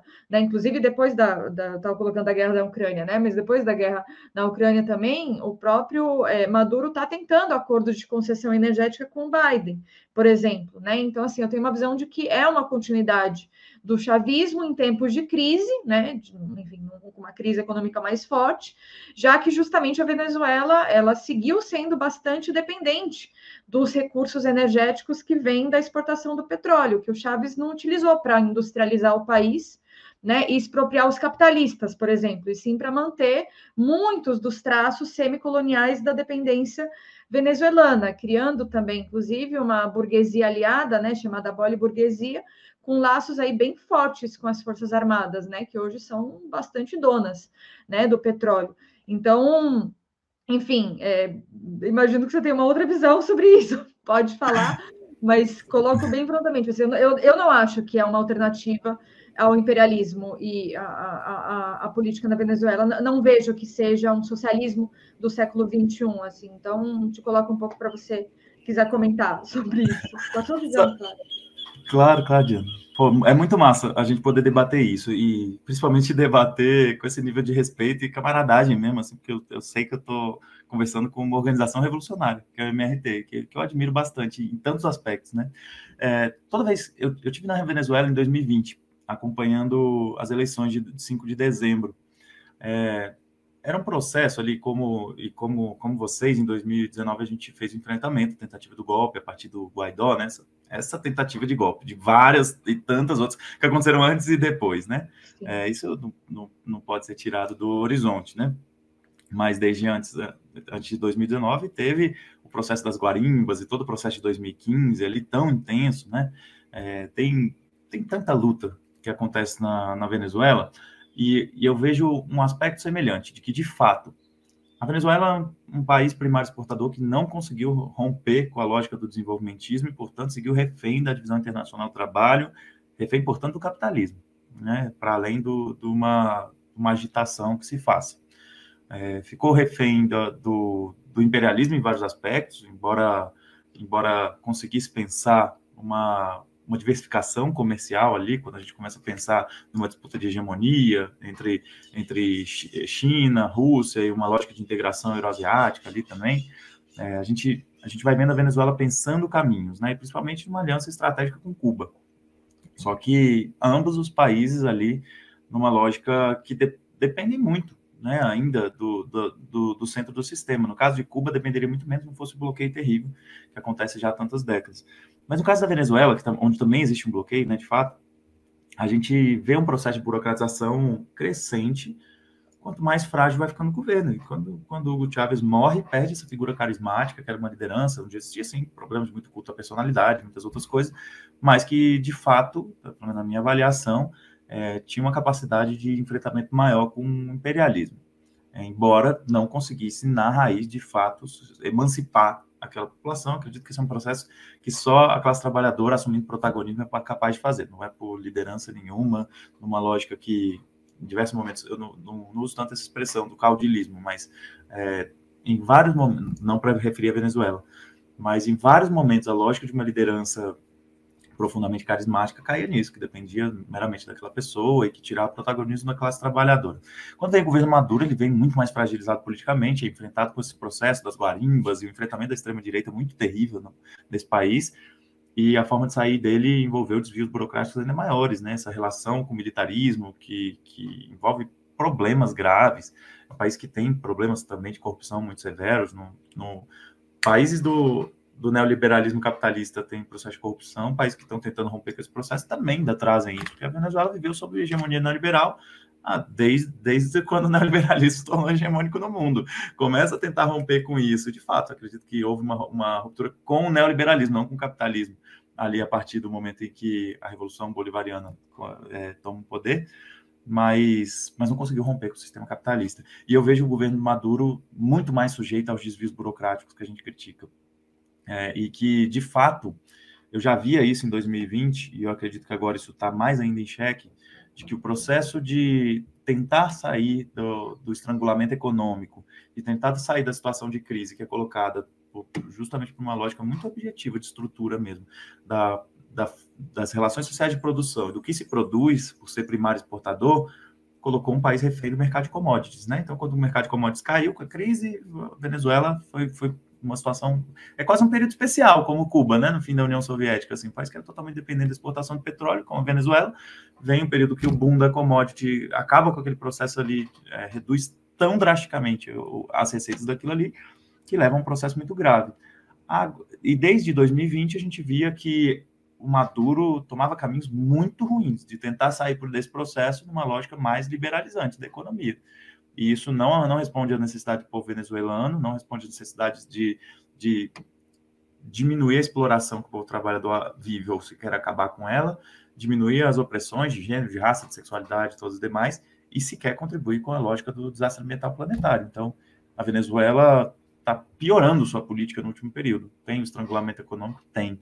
Mas isso não justifica também submeter um processo político que pode, se é colocado protagonismo para as trabalhadoras na lógica da construção do poder popular, não numa lógica personalista, pode avançar para um processo muito mais rico que esse. Assim, a Venezuela tanto pode, nesse momento, se perder e moderar cada vez mais até que o processo agora já vai fazer 2 décadas e um bocado mais. Se perder esse processo, tanto pode se perder mesmo, por uma lógica de reconstrução capitalista ali dentro daquele país, como se, ao contrário, se é feita uma aposta em torno do protagonismo da classe trabalhadora, pode enveredar para um caminho melhor. não é isso que a gente tem visto recentemente. Assim, a gente viu recentemente, inclusive, desde dezembro de 2020, uma ruptura até com outros setores que até então compunham o governo, que era o Partido Comunista da Venezuela, por divergências eleitorais ali, e já um desgaste também com esse horizonte, também vai se afastando um pouco mais. Os setores trotskistas já eram mais distantes do chavismo, uma oposição de esquerda ao chavismo. Enfim, é um país que está lutando as grandes batalhas do nosso tempo. Agora, tem uma coisa interessante, Diana, que no Movimento Bem Viver, a gente sempre buscou, assim como as divergências do PSOL, toda vez que a gente está analisando a disputa internacionalista do futuro do planeta, é importante a gente fugir da lógica que trata como se as duas dicotomias presentes na esquerda radical fossem os únicos caminhos possíveis. Eu já vi a esquerda radical errar muito em processo de análise internacional de construção mesmo, porque a análise é acompanhada de uma construção, porque tem uma articulação mais forte do que só a construção local, né? As opiniões são fruto de uma construção naqueles lugares, né? Então, a gente viu, por exemplo, eu trato assim, inclusive, que a esquerda radical costuma ver, de forma muito polarizada, a situação internacional entre dois campos muito hegemônicos na agitação política. Um campo campista, e aí é muito mais orientado pelos partidos marxistas-leninistas, e, por outro lado, a gente vê campos majoritariamente a partir do trotskismo, mas majoritariamente a partir do morinismo, principalmente, que tratam também de uma forma que eu considero preocupante em vários momentos. Aí, por exemplo, na lógica campista, vale quase tudo para enfrentar o imperialismo. E a gente vê processo de aceitar desvios burocráticos, que, na minha opinião, são inaceitáveis, né? De minimizar eles e, em alguns momentos, até fazer uma agitação favorável a eles, que eu considero um equívoco terrível. E, do outro lado, eu já vi também pesarem a mão excessivamente sobre as contradições de países, em alguns momentos, esquecer de pesar a mão contra o inimigo maior, que é o imperialismo. Isso, um exemplo que eu via disso, era no começo do processo da guerra na Síria, onde a gente via, de um lado, um campo defendendo Bashar al-Assad, que para mim é indefensável, sob qualquer aspecto, defendendo Bashar al-Assad, a soberania do povo sírio, que a soberania do povo sírio naquele momento estava expressa naquele comandante em chefe ali, que era o presidente. E do outro lado a gente via povos defendendo, setores defendendo o Exército Popular de Libertação Sírio, que estava recebendo arma de Israel. A gente falava, caraca, não está certo também. Então, como é que a gente consegue construir, de fato, um processo de luta popular a partir dos trabalhadores, sem aceitar os desvios burocráticos? Esse é um problema da esquerda radical para resolver. Eu acredito que não está em nenhum desses dois caminhos.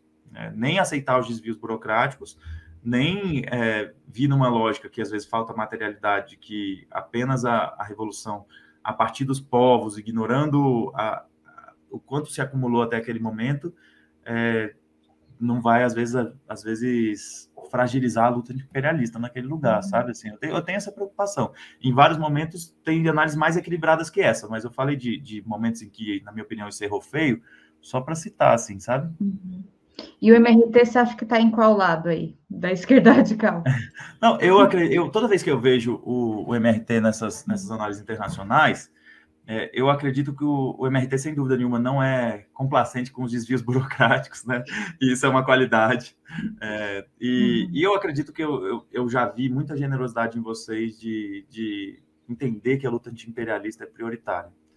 E aí, eu acredito, por exemplo, isso, né? O fato de ter lutado contra o golpe na Venezuela em 2019, apesar dos problemas que existem no governo venezuelano, né? Lutar contra o golpe para que o povo, a classe trabalhadora, possa assumir como protagonista esse processo. Assim. Então, eu não vejo isso tanto no MRT, eu já vi em várias outras organizações. Sim, a gente tem muita preocupação com essa questão, ou seja, de pensar muito fortemente o enfrentamento ao imperialismo. Acho que por isso também você tinha comentado, né, que o golpe no Brasil, né, o golpe institucional no Brasil foi também um divisor de águas na esquerda, porque se expressou um pouco isso, né, um setor que acabou se adaptando, né, ao golpismo ali, porque era contra o governo do PT e tal, e um outro setor que eu acho que também se adaptou ao próprio PT, né, diretamente, mas que para mim era possível uma política independente, né, nesse caso. E tem vários exemplos. Bom, você deu o exemplo da Síria, a gente tem uma polêmica muito frontal com o PSTU em relação à Síria, e a política é muito grande de adaptação do PSTU em relação a isso.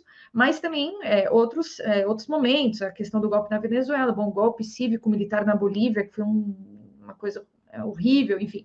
Também, isso para a gente é um elemento que é bem importante. E eu acho que são debates fundamentais, porque a discussão internacional ela é muito decisiva para poder pensar, né? Inclusive, por exemplo, quando a gente teve o golpe institucional aqui no Brasil, também dividiu a esquerda na Argentina, mesmo a esquerda trotskista que organiza a Frente Esquerda dos Trabalhadores, né? Que é uma frente política eleitoral de independência de classes, mas teve divergências lá. E o PTS, que é a organização que é irmã do MRT, né? Lá na Argentina, fez um ato contra o golpe institucional lá na Argentina, né? Digamos, contra o golpe institucional aqui no Brasil, mas fizeram um ato lá na Argentina, que eu acho que foi um exemplo de internacionalismo muito, muito importante, assim. Agora, para te perguntar uma última coisinha, depois eu queria já a gente ir encerrando, mas ainda esse debate. Uma hora você falou assim, para desenvolver o poder popular, tá aí um tema, né? Aí talvez more uma divergência aí que a gente tem. Eu queria que você me falasse um pouco como é que você vê esse conceito de poder popular, porque também remete às experiências históricas internacionais, né? Esse conceito. Como que você vê isso? Isso é muito importante, né?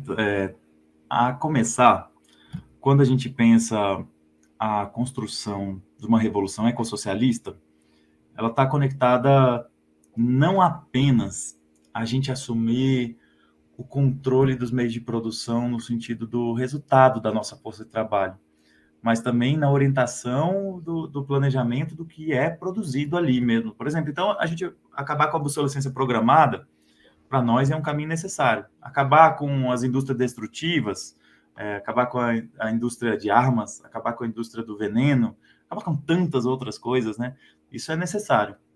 E quando eu falo da obsolescência programada, não é de pensar inovação tecnológica, porque isso deve seguir existindo. Isso, inclusive, é um estigma que tenta colocar sobre a esquerda no geral, né? Falam que a esquerda revolucionária e a esquerda comunista é contra o avanço da ciência, que é um absurdo imenso. E mesmo a esquerda ecossocialista, portanto comunista também, nós somos totalmente a favor do avanço tecnológico, só que orientado não numa lógica de consumismo, numa lógica de obsolescência programada que produz um telefone de 150 gramas que minera 7 toneladas de rocha para os seus 55 componentes metálicos ali e que está programado para, seja em hardware, né, seja em equipamento físico, ele quebrar daqui a 2 anos no máximo, seja no sentido dos sistemas que rodam ali dentro, os softwares, ele ficar obsoleto, ficar lento e não conseguir mais rodar, não rodar as coisas novas que as pessoas querem e tal. E acresce ainda essas duas coisas da obsolescência programada, uma lógica da publicidade de tornar aquilo feio e aquilo desatualizado, aquilo vergonhoso, né, numa lógica consumista. Então, a lógica do planejamento democrático da classe trabalhadora num processo de revolução ecossocialista, ela não só trata do resultado da nossa força de trabalho, mas também do planejamento geral de produção e reprodução da vida na sociedade. Isso não é exatamente uma novidade. Na Revolução Russa também se trazia isso, e com mais preocupação ecológica do que as pessoas pensam, porque existe uma falsificação histórica sobre o processo também, principalmente nos primeiros anos da Revolução Russa, que é um processo inspirador, lindo na luta contra as opressões, lindo na luta contra a exploração, lindo na luta ecológica também, em vários aspectos. Em outros momentos, não. Em outros momentos foi com uma lógica produtivista, super complicada, que gerou aberrações em vários processos. Muito a partir dos desvios burocráticos que eu coloco a conta realmente no stalinismo, que não é meramente uma pessoa, mas são processos, né, que aconteceu dentro da Revolução. A lógica da construção do poder popular, a gente não vai numa lógica de meramente poder popular se a gente está construindo uma assembleia popular, né?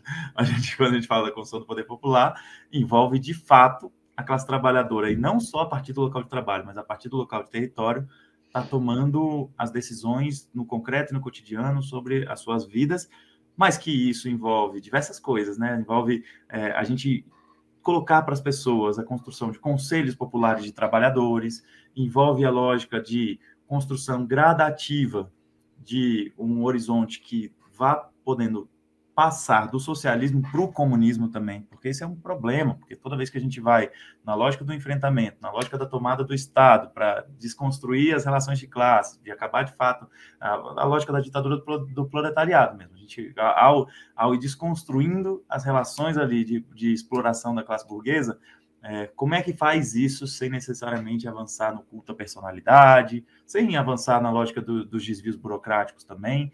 Esse é um desafio tremendo, que, sinceramente, eu acredito que as revoluções ainda não decifraram na sua totalidade. A gente vê experiências lindas que avançam, por exemplo, a gente pega a experiência de Oaxaca, em 2006, no México. O povo toma o poder lá por 6 meses, expulsa o governador e toma as decisões em assembleias populares no Zócalo, lá na Praça Central. Uma coisa linda de se ver, assim, incrível. Começa com uma greve de professores, né? E depois o governo vai com extrema violência, depois vão os estudantes juntos, depois que Eu comecei a militar aí, sabia? Nesse ano, durante essa greve, Olha assim, que eu massa, acompanhava Diana. internacionalmente. Olha, aquilo me marcou tanto, cara. Me Eu marcou também muito eu também. estava começando a militar. Em 2005, ali, eu estava frustradíssimo com a guerra do Iraque. Em 2006, veio a invasão do Líbano. Eu era só pessimismo. Invasão do Líbano, da faixa de Gaza por Israel. E aí veio o Arraca. Eu falei, caraca, a galera fez ali na fronteira com os Estados Unidos, véio, um processo tão lindo, véio. Tomou o poder, véio. Tomava as decisões em Assembleia Popular. E as decisões eram as coisas mais lindas mesmo, de bem comum, como sempre é na história das revoluções, né? Quando o povo toma as decisões, é orientado para o bem comum, e não para benefícios individuais e tal. Só que ali faltou justamente um horizonte revolucionário, ali pautar um processo de um programa de transição, por exemplo, pautar uma estratégia revolucionária de tomada do poder de fato, com vias a construir primeiro o socialismo, depois uma sociedade comunista. Eu acredito que lá tinha os caráteres de uma insurreição popular, de greve geral insurrecional, de fato, foi o que aconteceu lá, mas faltou o horizonte depois. A direção revolucionária é capaz de tocar esse processo, que acabou sendo derrotado pela intervenção federal lá e tal. Em outros processos, a gente vê o contrário, a gente vê processos que são dirigidos por movimentos revolucionários e que não conseguem ter a força de massas e tal, não conseguem avançar na tomada do poder, né? Ali é o poder local. Eu acredito que a construção do poder popular ela precisa estar conectada com o horizonte da construção da sociedade comunista, para nós, a sociedade do bem viver. E precisa considerar a cidade, o campo e a floresta, e não pode se restringir ao local de trabalho, porque justamente nessas mudanças do mundo do trabalho, como a gente vê, que a gente vê na face mais cruel, que é a reconfiguração das relações de trabalho, na lógica da austeridade neoliberal, né? Mas a gente também vê várias outras formas, a gente vê a lógica da construção, por exemplo, e da própria compreensão da natureza, de que nem tudo que as pessoas consideram, por exemplo, um indicador que não é o nosso, mas que as pessoas consideram como um indicador de produção, que é o PIB, nem tudo que está no PIB a gente deveria estar produzindo, aliás, boa parte do que está lá não deveríamos estar produzindo, e muita coisa do que não está lá, de fato, são produções sociais importantes, sabe? Então, quando a gente vê a auto-organização do povo indígena, do povo quilombola, do povo camponês, do povo ribeirinho, dos catadores de mangaba, das quebradeiras de coco babaçu, dos povos de fundo de pasto, dos pescadores artesanais de reservas extrativistas, a gente vê tanta forma de construção da classe trabalhadora, que de fato é classe trabalhadora, né, no nosso país. A gente vê tantas formas interessantes e que a construção do poder popular, não, como você falou, fugindo de uma visão obreirista, não vai se dar pelo operário urbano industrial, que normalmente é ligado a uma visão de um homem branco, hétero, cis, branco e do olho claro, que é uma visão muito mais eurocêntrica do que o que é de fato a nossa classe trabalhadora, como tu falou, né? Nossa classe trabalhadora com toda a diversidade de gênero, de raça, de sexualidade que a gente tem, né? A construção do poder popular, portanto, para nós envolve uma territorialização muito grande, a integração entre cidade, campo, floresta, a construção de fato de mecanismos de democracia direta com assembleias populares e conselhos populares, mas um horizonte revolucionário, ecossocialista e comunista também no final. É um pouco desse caminho que a gente vê, todos com problemas e uma construção a quente, a partir dos povos mesmo. Sim. O exemplo de Oaxaca eu achei muito bom você ter resgatado, é uma experiência muito interessante, assim. E te colocar um pouco a minha visão sobre isso, assim, sobre essa questão do poder popular, assim, porque eu acho que aí tem um debate de estratégia, é uma discussão para seguir, inclusive, talvez, porque, digo, até você coloca, né, a questão do poder popular no sentido um pouco, né, do trabalho de base, de uma auto-organização, em algum sentido, mas, assim, eu acho que tem uma discussão mais histórica aí, que eu acho que vale a pena abordar, porque eu acho que historicamente o conceito de poder popular, na verdade, ela surge um pouco em oposição ao poder dos trabalhadores. E por que eu coloco isso, né? Obviamente, quando as pessoas falam sobre isso na cabeça, né, das pessoas, etc., fica um pouco uma ideia, né, do poder do povo pobre, etc. Mas historicamente esse conceito ele surgiu para diferenciar do que sempre foi o programa da esquerda revolucionária, que era o poder dos trabalhadores, né? Então, assim, ao invés do poder dos trabalhadores, né, da classe trabalhadora, era o poder popular. Então, era uma fórmula um pouco ambígua que cabia a todo mundo, ninguém sabia exatamente quem era. É o poder dos trabalhadores contra os capitalistas empresários, mas também poderia ter alguns empresários juntos, alguns patrões, etc. E isso surge com as frentes populares do stalinismo nos anos 30, né, que era justamente uma aliança com a burguesia, né, naquele momento, em nome de combater o fascismo, né? Depois isso vai se popularizar um pouco com a Unidade Popular do Allende, né, no Chile, mas justamente com políticas que eram defendidas por partidos de conciliação de classes, né? Eu acho que isso é importante, tem, enfim, vários países e tal que daria para citar, mas acho que não à toa essa concepção, ou seja, essa ideia, né, o poder popular rumo ao socialismo, eu acho que termina caindo um pouco numa ideia de uma etapa que abriria caminho para o socialismo, ou seja, uma etapa de poder popular, mas que essa etapa poderia ser um governo também burguês, nacionalista, de esquerda ou reformista, né? Sempre contra algum governo de direita, da extrema-direita. Mas eu acho que os exemplos históricos, né, que, enfim, que a gente viu, inclusive, mostram que, na verdade, o nacionalismo burguês ele não abriu espaço para o socialismo, né? E nem para resolver os problemas estruturais do povo pobre de nenhum país, ainda que a gente rechace o imperialismo e a extrema-direita.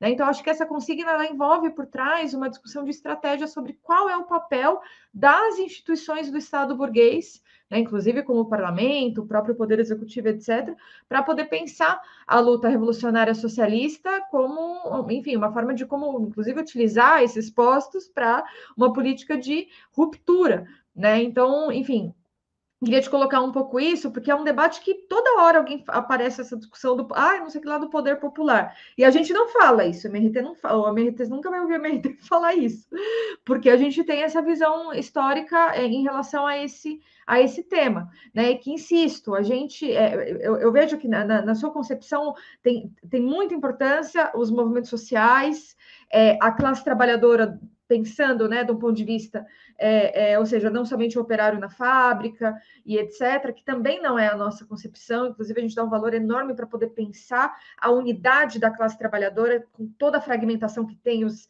informais, terceirizados, etc., mas a gente vê uma centralidade na classe, inclusive pensando os postos estratégicos para poder pensar o problema da insurreição, inclusive, ou seja, como paralisar o transporte e as fábricas mais importantes para atacar os lucros capitalistas num processo insurrecional, né? A gente vê isso como muito importante. Por isso que a gente dá tanto valor para a discussão de hegemonia operária, do ponto de vista de que a burguesia, digamos assim, a ofensiva neoliberal disputou a hegemonia com a classe trabalhadora. Quando o capitalismo aparece rosa, né, digamos assim, feminista, antirracista, ele está disputando, que é para dizer, bom, quem vai resolver o problema, digamos assim, dos setores oprimidos? Bom, vão ser os próprios setores oprimidos lutando, mas assim, também tem mulheres na classe dominante, né? A gente viu a Simone Tebet e a Soraya não sei o que lá, que estavam no debate ontem, né? No debate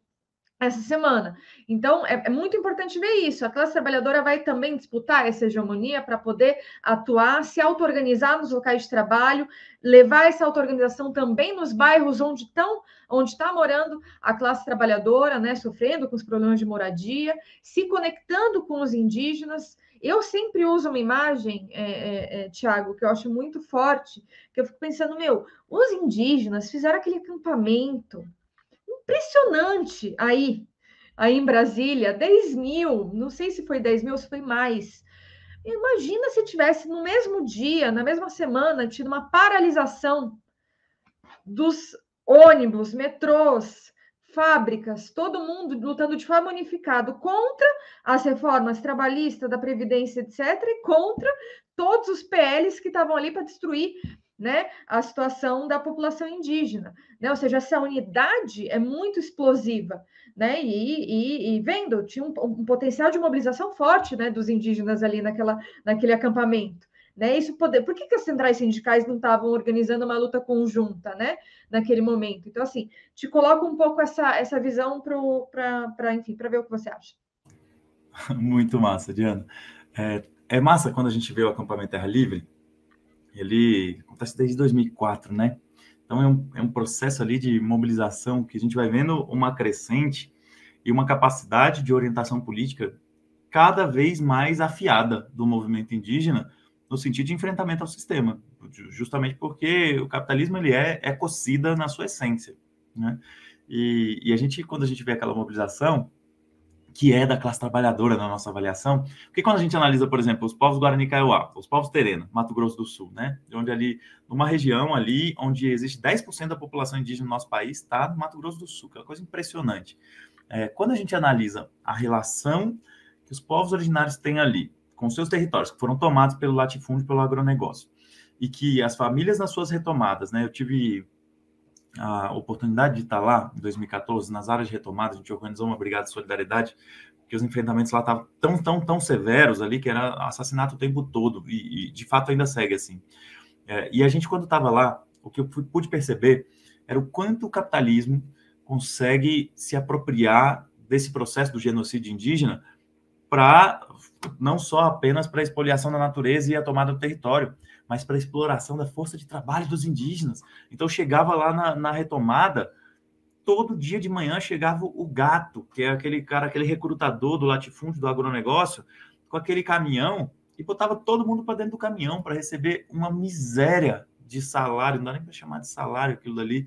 Então, o próprio latifúndio que expoliava aquela terra, expoliava a natureza, expulsava os indígenas, mantinha ali com pistoleiro, com capanga, com assassinos, com milícia privada, mantinha aquelas pessoas ali numa retomada super restrita, eles também contratavam gato que ia lá depois pegar a força de trabalho deles para fazer o pendão, por exemplo, do milho, para fazer a colheita, para trabalhar na cana, que é um processo impressionante ali, assim, que poucas vezes as pessoas veem o quanto dentro desse processo do genocídio indígena está presente também a exploração da força de trabalho do povo indígena. E ali na dinâmica do agronegócio, a exploração da força de trabalho do povo indígena, quilombola, dos povos comunidades tradicionais, do povo camponês principalmente, é muito severa, né?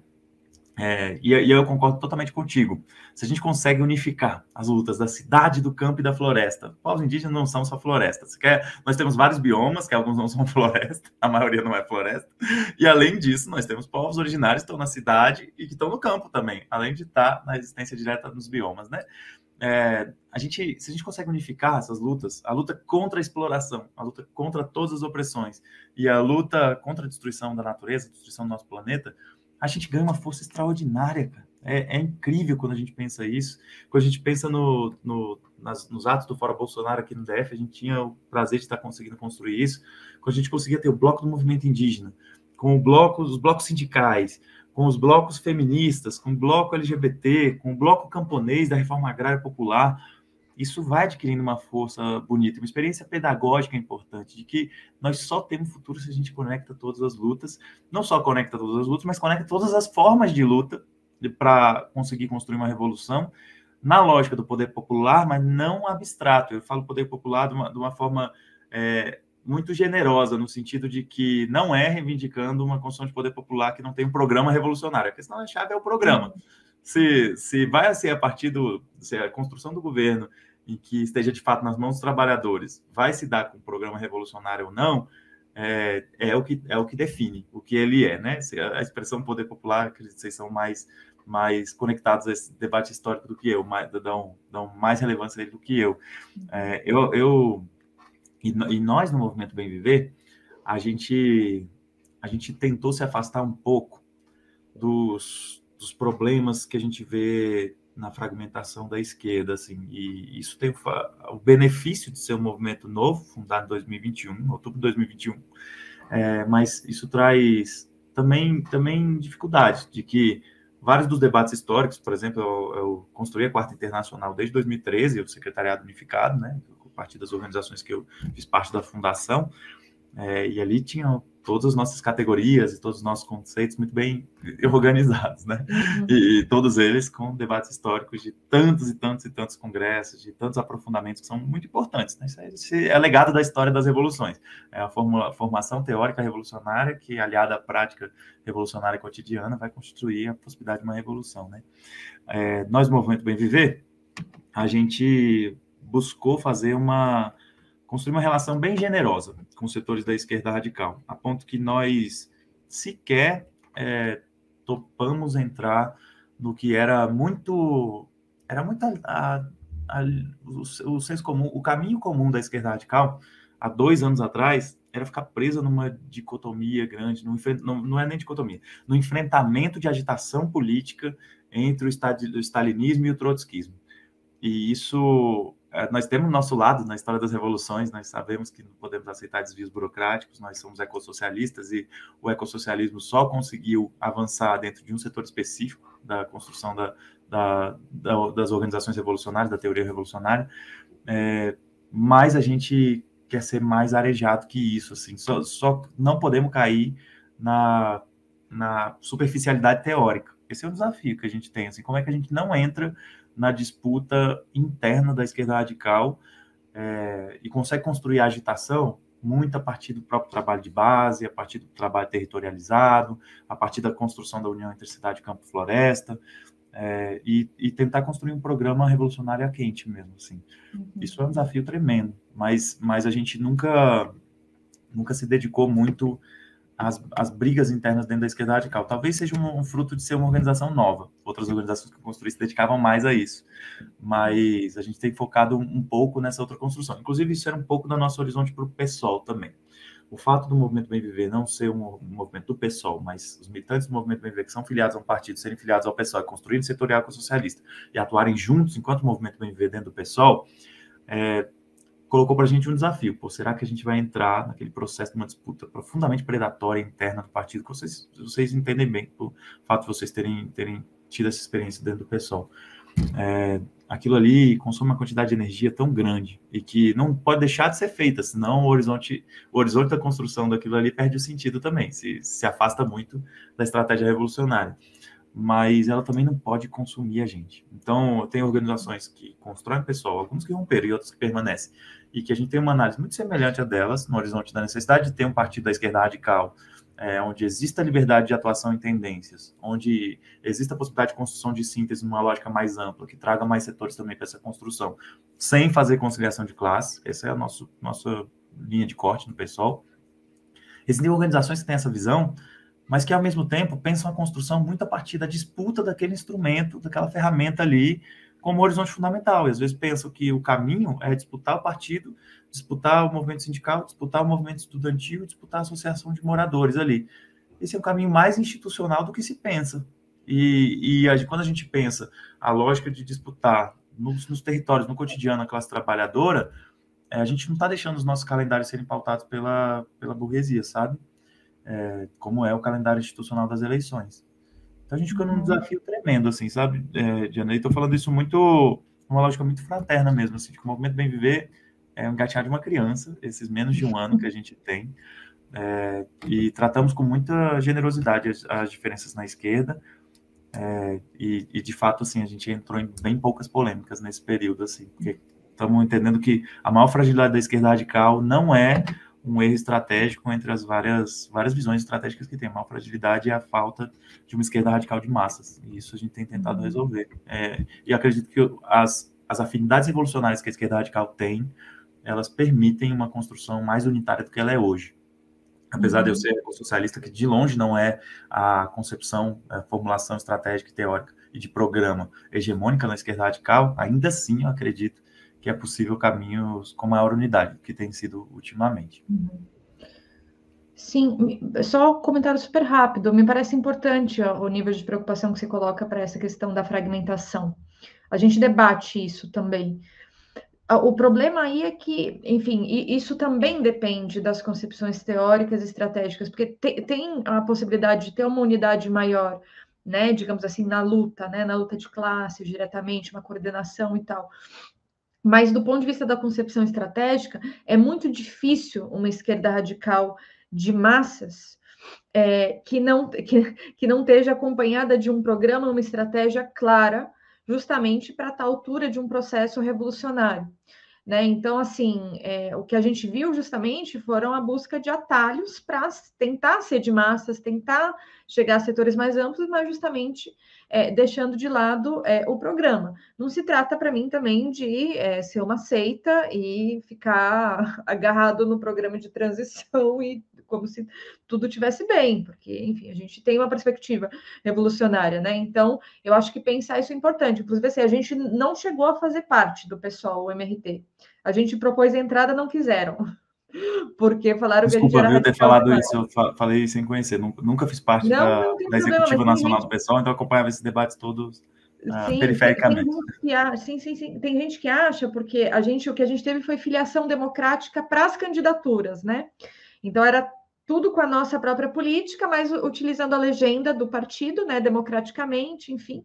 Mas a gente não chegou a entrar, a gente propôs quando o PSOL, né, em 2015 a gente propôs, né, um pouco depois da jornada de junho e tal, mas não tiveram acordo, na minha visão, por uma visão de que a nossa política revolucionária poderia ser um entrave para aquelas várias escorregadas que você citou do pessoal mais à direita, assim, de alianças e tudo mais, enfim. E a gente não fez parte do pessoal, mas eu acho que é um debate importante, e nesse marco, na minha visão, essa discussão Trotsky, Stalin, não é uma questão de uma briga interna da esquerda radical, acho que é uma discussão não somente histórica, mas programática e estratégica para poder pensar a revolução. Inclusive, quando a gente fala em termos de auto-organização, é um debate fundamental, porque o stalinismo não gosta muito de auto-organização, na verdade, assim, desse ponto de vista, é uma tradição mais burocrática, né, como você mesmo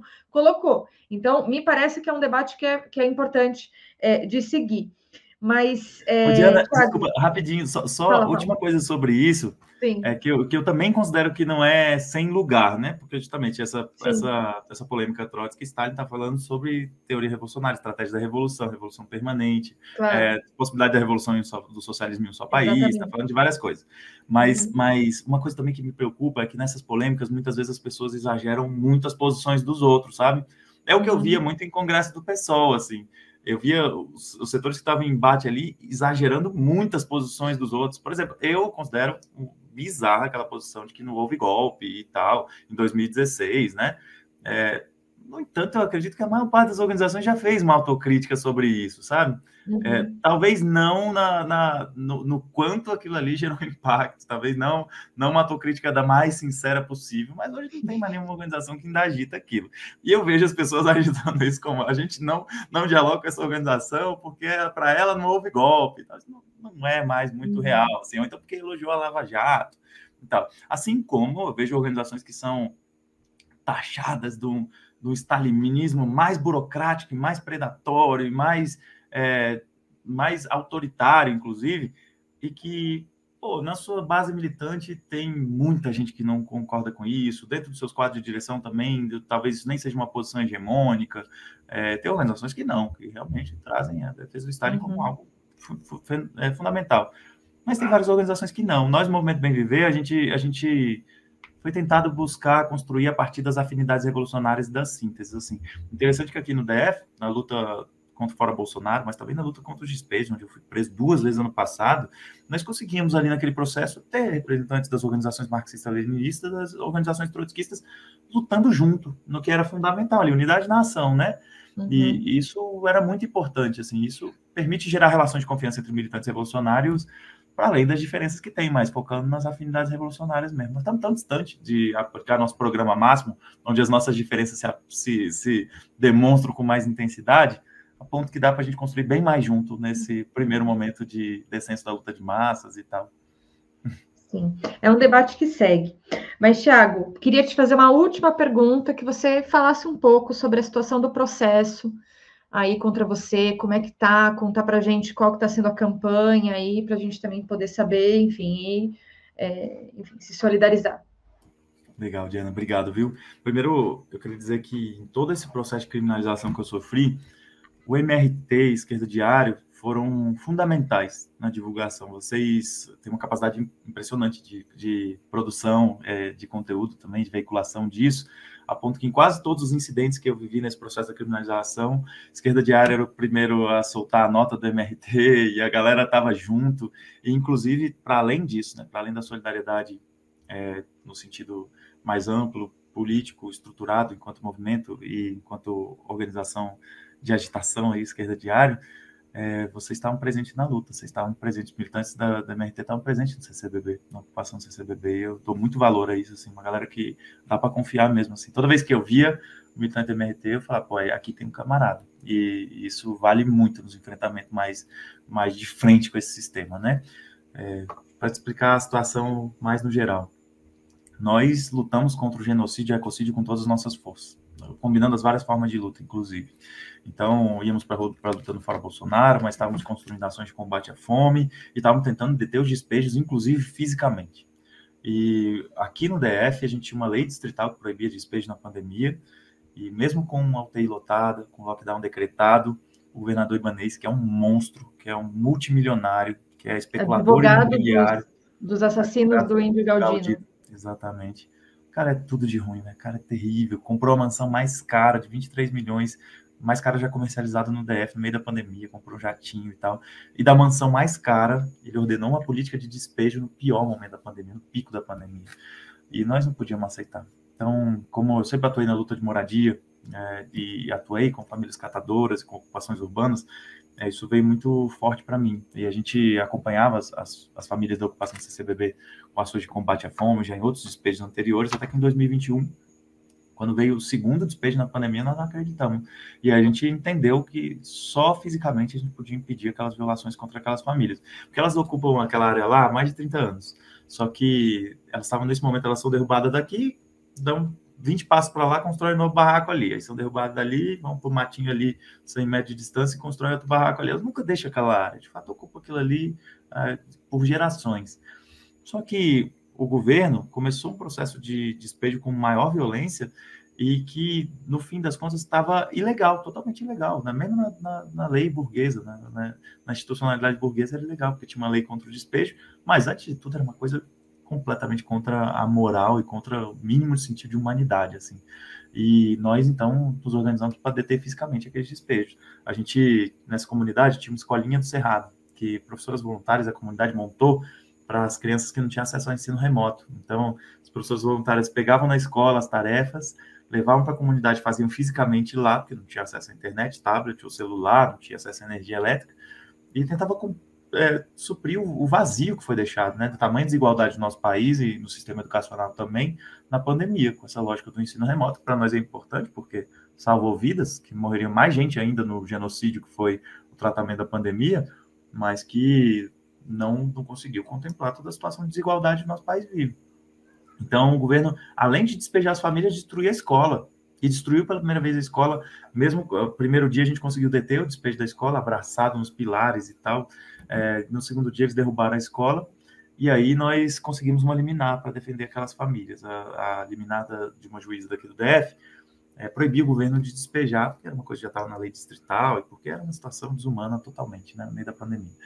Quando veio essa liminar, a gente juntou uma vaquinha nacional e reconstruímos toda a comunidade. Reconstruímos os barracos, os banheiros ecológicos e a escolinha do Cerrado, agora depois muito maior, e com capacidade de se defender. Então, elas tinham os andaimes superiores ali, onde a gente terminou o mutirão no domingo. Eu já tinha, nessa semana aí de mutirão, enfrentamento ao despejo, eu já fui preso a primeira vez, segurando a liminar e mostrando a liminar para o subsecretário.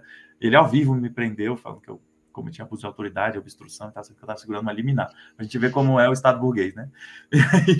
E aí, depois disso, tive que ser solto, né? Não tinha nem que me acusar naquele dia lá, quem deveria sair preso de lá era o subsecretário que me prendeu, né? E aí, na Páscoa, quando a gente termina o mutirão, uma coisa linda, centenas de pessoas construindo aquilo lá, inclusive militantes da MRT colaborando muito também e tal. No dia seguinte da Páscoa, vem um operativo de centenas de policiais, cavalaria, helicóptero, choque, todo tipo de coisa para destruir aquela comunidade. Só que aí a gente já estava, justamente essa lógica da atuação territorial que eu venho dizendo, Diana, que as pessoas atuam territorialmente para sobreviver numa sociedade que não é feita para a nossa classe, mas ao estar fazendo aquele trabalho territorial de ser classe em si, precisar se virar, senão morre, a gente também falar de revolução.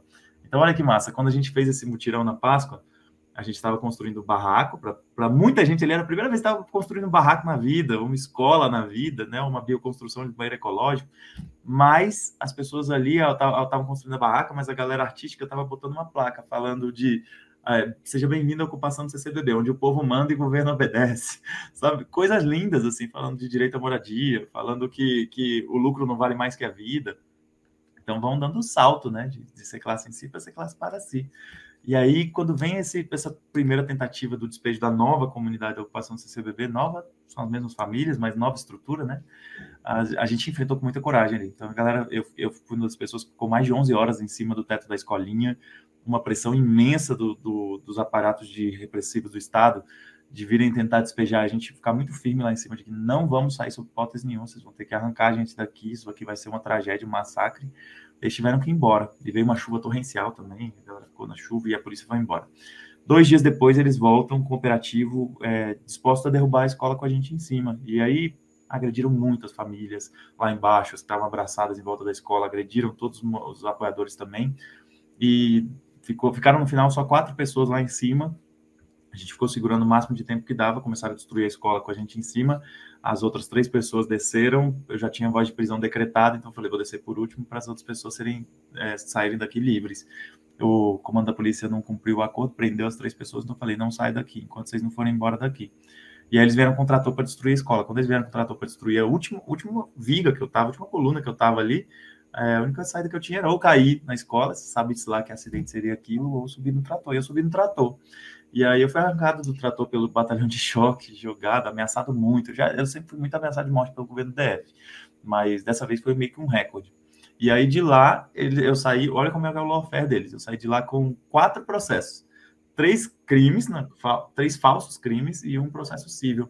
Processo civil para pagar indenização para o subsecretário que me prendeu sob abuso de autoridade. Eu fui condenado, inacreditavelmente fui condenado. Tá tudo gravado ao vivo, condenado a pagar R$ 7.300. Só que foi o recurso da vaquinha que a galera arrecadou para pagar ele, né? E os 3 processos criminais, um é sobre injúria e crime contra a honra, e o outro é sobre crime ambiental. Logo eu, que sou socioambientalista, dedico meu dia a regenerar o planeta, né?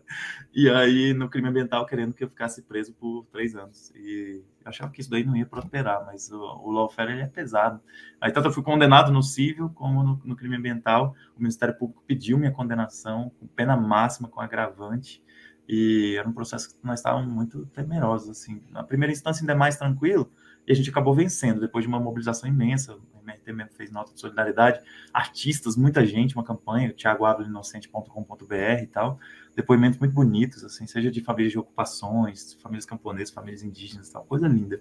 Mas a gente acabou conseguindo ser inocentado na primeira instância, mas o Ministério Público já recorreu, e agora piora a situação, porque agora vai ser avaliado por um colegiado de desembargadores, e esses desembargadores, a gente pode dar a sorte de pegar alguns que são independentes do governo libanês e vencer, e isso já vai ser muito bom, mas a gente pode pegar o grupo que é mais próximo do governador. O governador é tipo um imperador no judiciário aqui, que ele foi presidente da OAB e tal, ele é terrível em todos os aspectos. E se a gente vence na segunda instância, ainda tem as instâncias superiores, e o governador é famoso por instrumentalizar o seu amigo, ministro-presidente do STJ, que foi o que permitiu uma liminar, derrubou a liminar que defendia as famílias do CCBB, permitiu a privatização da companhia de energia, tudo numa canetada dele. Então, a situação é grave. Eles estão tentando, na criminalização, me levar de fato à prisão por um falso crime ambiental, e usar o crime ambiental contra mim, que sou socioambientalista, é muito simbólico, porque eles querem dizer que conseguem condenar qualquer pessoa por qualquer coisa, por mais absurda que seja, sabe? E o único fator a mais que tem, além disso, é essa nossa mobilização de solidariedade, e o fato agora da campanha eleitoral, porque nós estamos com mandato coletivo, que se eu sou eleito co-deputado federal do nosso mandato coletivo, aí a instância muda, aí a gente passa a ter uma possibilidade de um processo jurídico menos sujeito à influência do ibanês, assim. Então, nunca pensei nisso, mas parte da campanha eleitoral agora, felizmente a gente tem chance, estamos disputando com chance para vencer, assim, no mandato coletivo do Bem Viver, e se vence também tem esse aspecto de um julgamento mais justo, um processo judicial mais justo. E depende da vitória eleitoral. Estranho falar isso, né? Mas é bem complicado esse processo todo, bem absurdo. Enfim, reafirmo aqui nosso rechaço, em primeiro lugar, né, ao governo libanês e toda essa política de perseguição que está tendo, nossa solidariedade, a ocupação do CBB, escolhendo Cerrado e toda a comunidade que estava se organizando lá, e nossa solidariedade a você também, frente a essa perseguição. Conte com a gente, conte com a MRT, os companheiros e companheiras que estão aí em Brasília, em particular, mas com Esquerda Diário de conjunto, e todas as novidades e mobilizações que vocês forem organizar sobre isso. Contem com o MRT, com a Esquerda Diário, para a gente também poder divulgar e fortalecer essa luta contra essa perseguição política também. Tá? E eu queria, então, também te agradecer muito pela conversa de hoje, gostei bastante, acho que é uma discussão bem importante, e isso, te agradecer. Valeu, Diana. Agradeço muito a força de vocês. A MRT realmente é uma organização inspiradora. Eu torço muito para que vocês cresçam cada dia mais, conquistem cada vez mais a militância, conquistem mais o apoio e é realmente uma construção cada vez mais de massa. Eu acredito que a sociedade se beneficia muito de existir um movimento como o MRT. E eu fico feliz de construir lado a lado com vocês, considero vocês como camaradas também. Espero que a gente consiga construir cada dia mais junto. Gostei demais dessa nossa conversa, é muito massa ficar trocando ideias sobre as nossas construções da revolução, e mais legal ainda a gente trocar ideias sabendo que as duas pessoas que estão conversando são duas pessoas que amam a revolução e que entendem isso como um horizonte prioritário de vida e que vão dedicar o melhor das suas energias para essa construção enquanto projeto de sociedade, projeto de futuro. Eu fico feliz de conversar com gente que vive o que diz. E, sem dúvida nenhuma, os militantes da MRT são assim, né? São pessoas que são profundamente dedicadas, disciplinadas, dedicadas tanto à formação teórica quanto à construção prática cotidiana. E estamos juntos, companheiro. Foi muito massa trocar ideia contigo. Espero poder fazer isso muito mais vezes. Um salve aí para toda a galera do Esquerda Diário também. Parabéns pelo trabalho, toda a galera de retaguarda que vai fazer tanto essa conversa nossa ir mais longe, mas todo o conteúdo que vocês produzem que eu considero muito importante. Valeu. Muito bom, Thiago. Obrigada, também gostei muito da conversa, que a gente siga conversando. Obrigada também para todo mundo que acompanhou a gente até aqui. Valeu, companheirada. Tamo junto.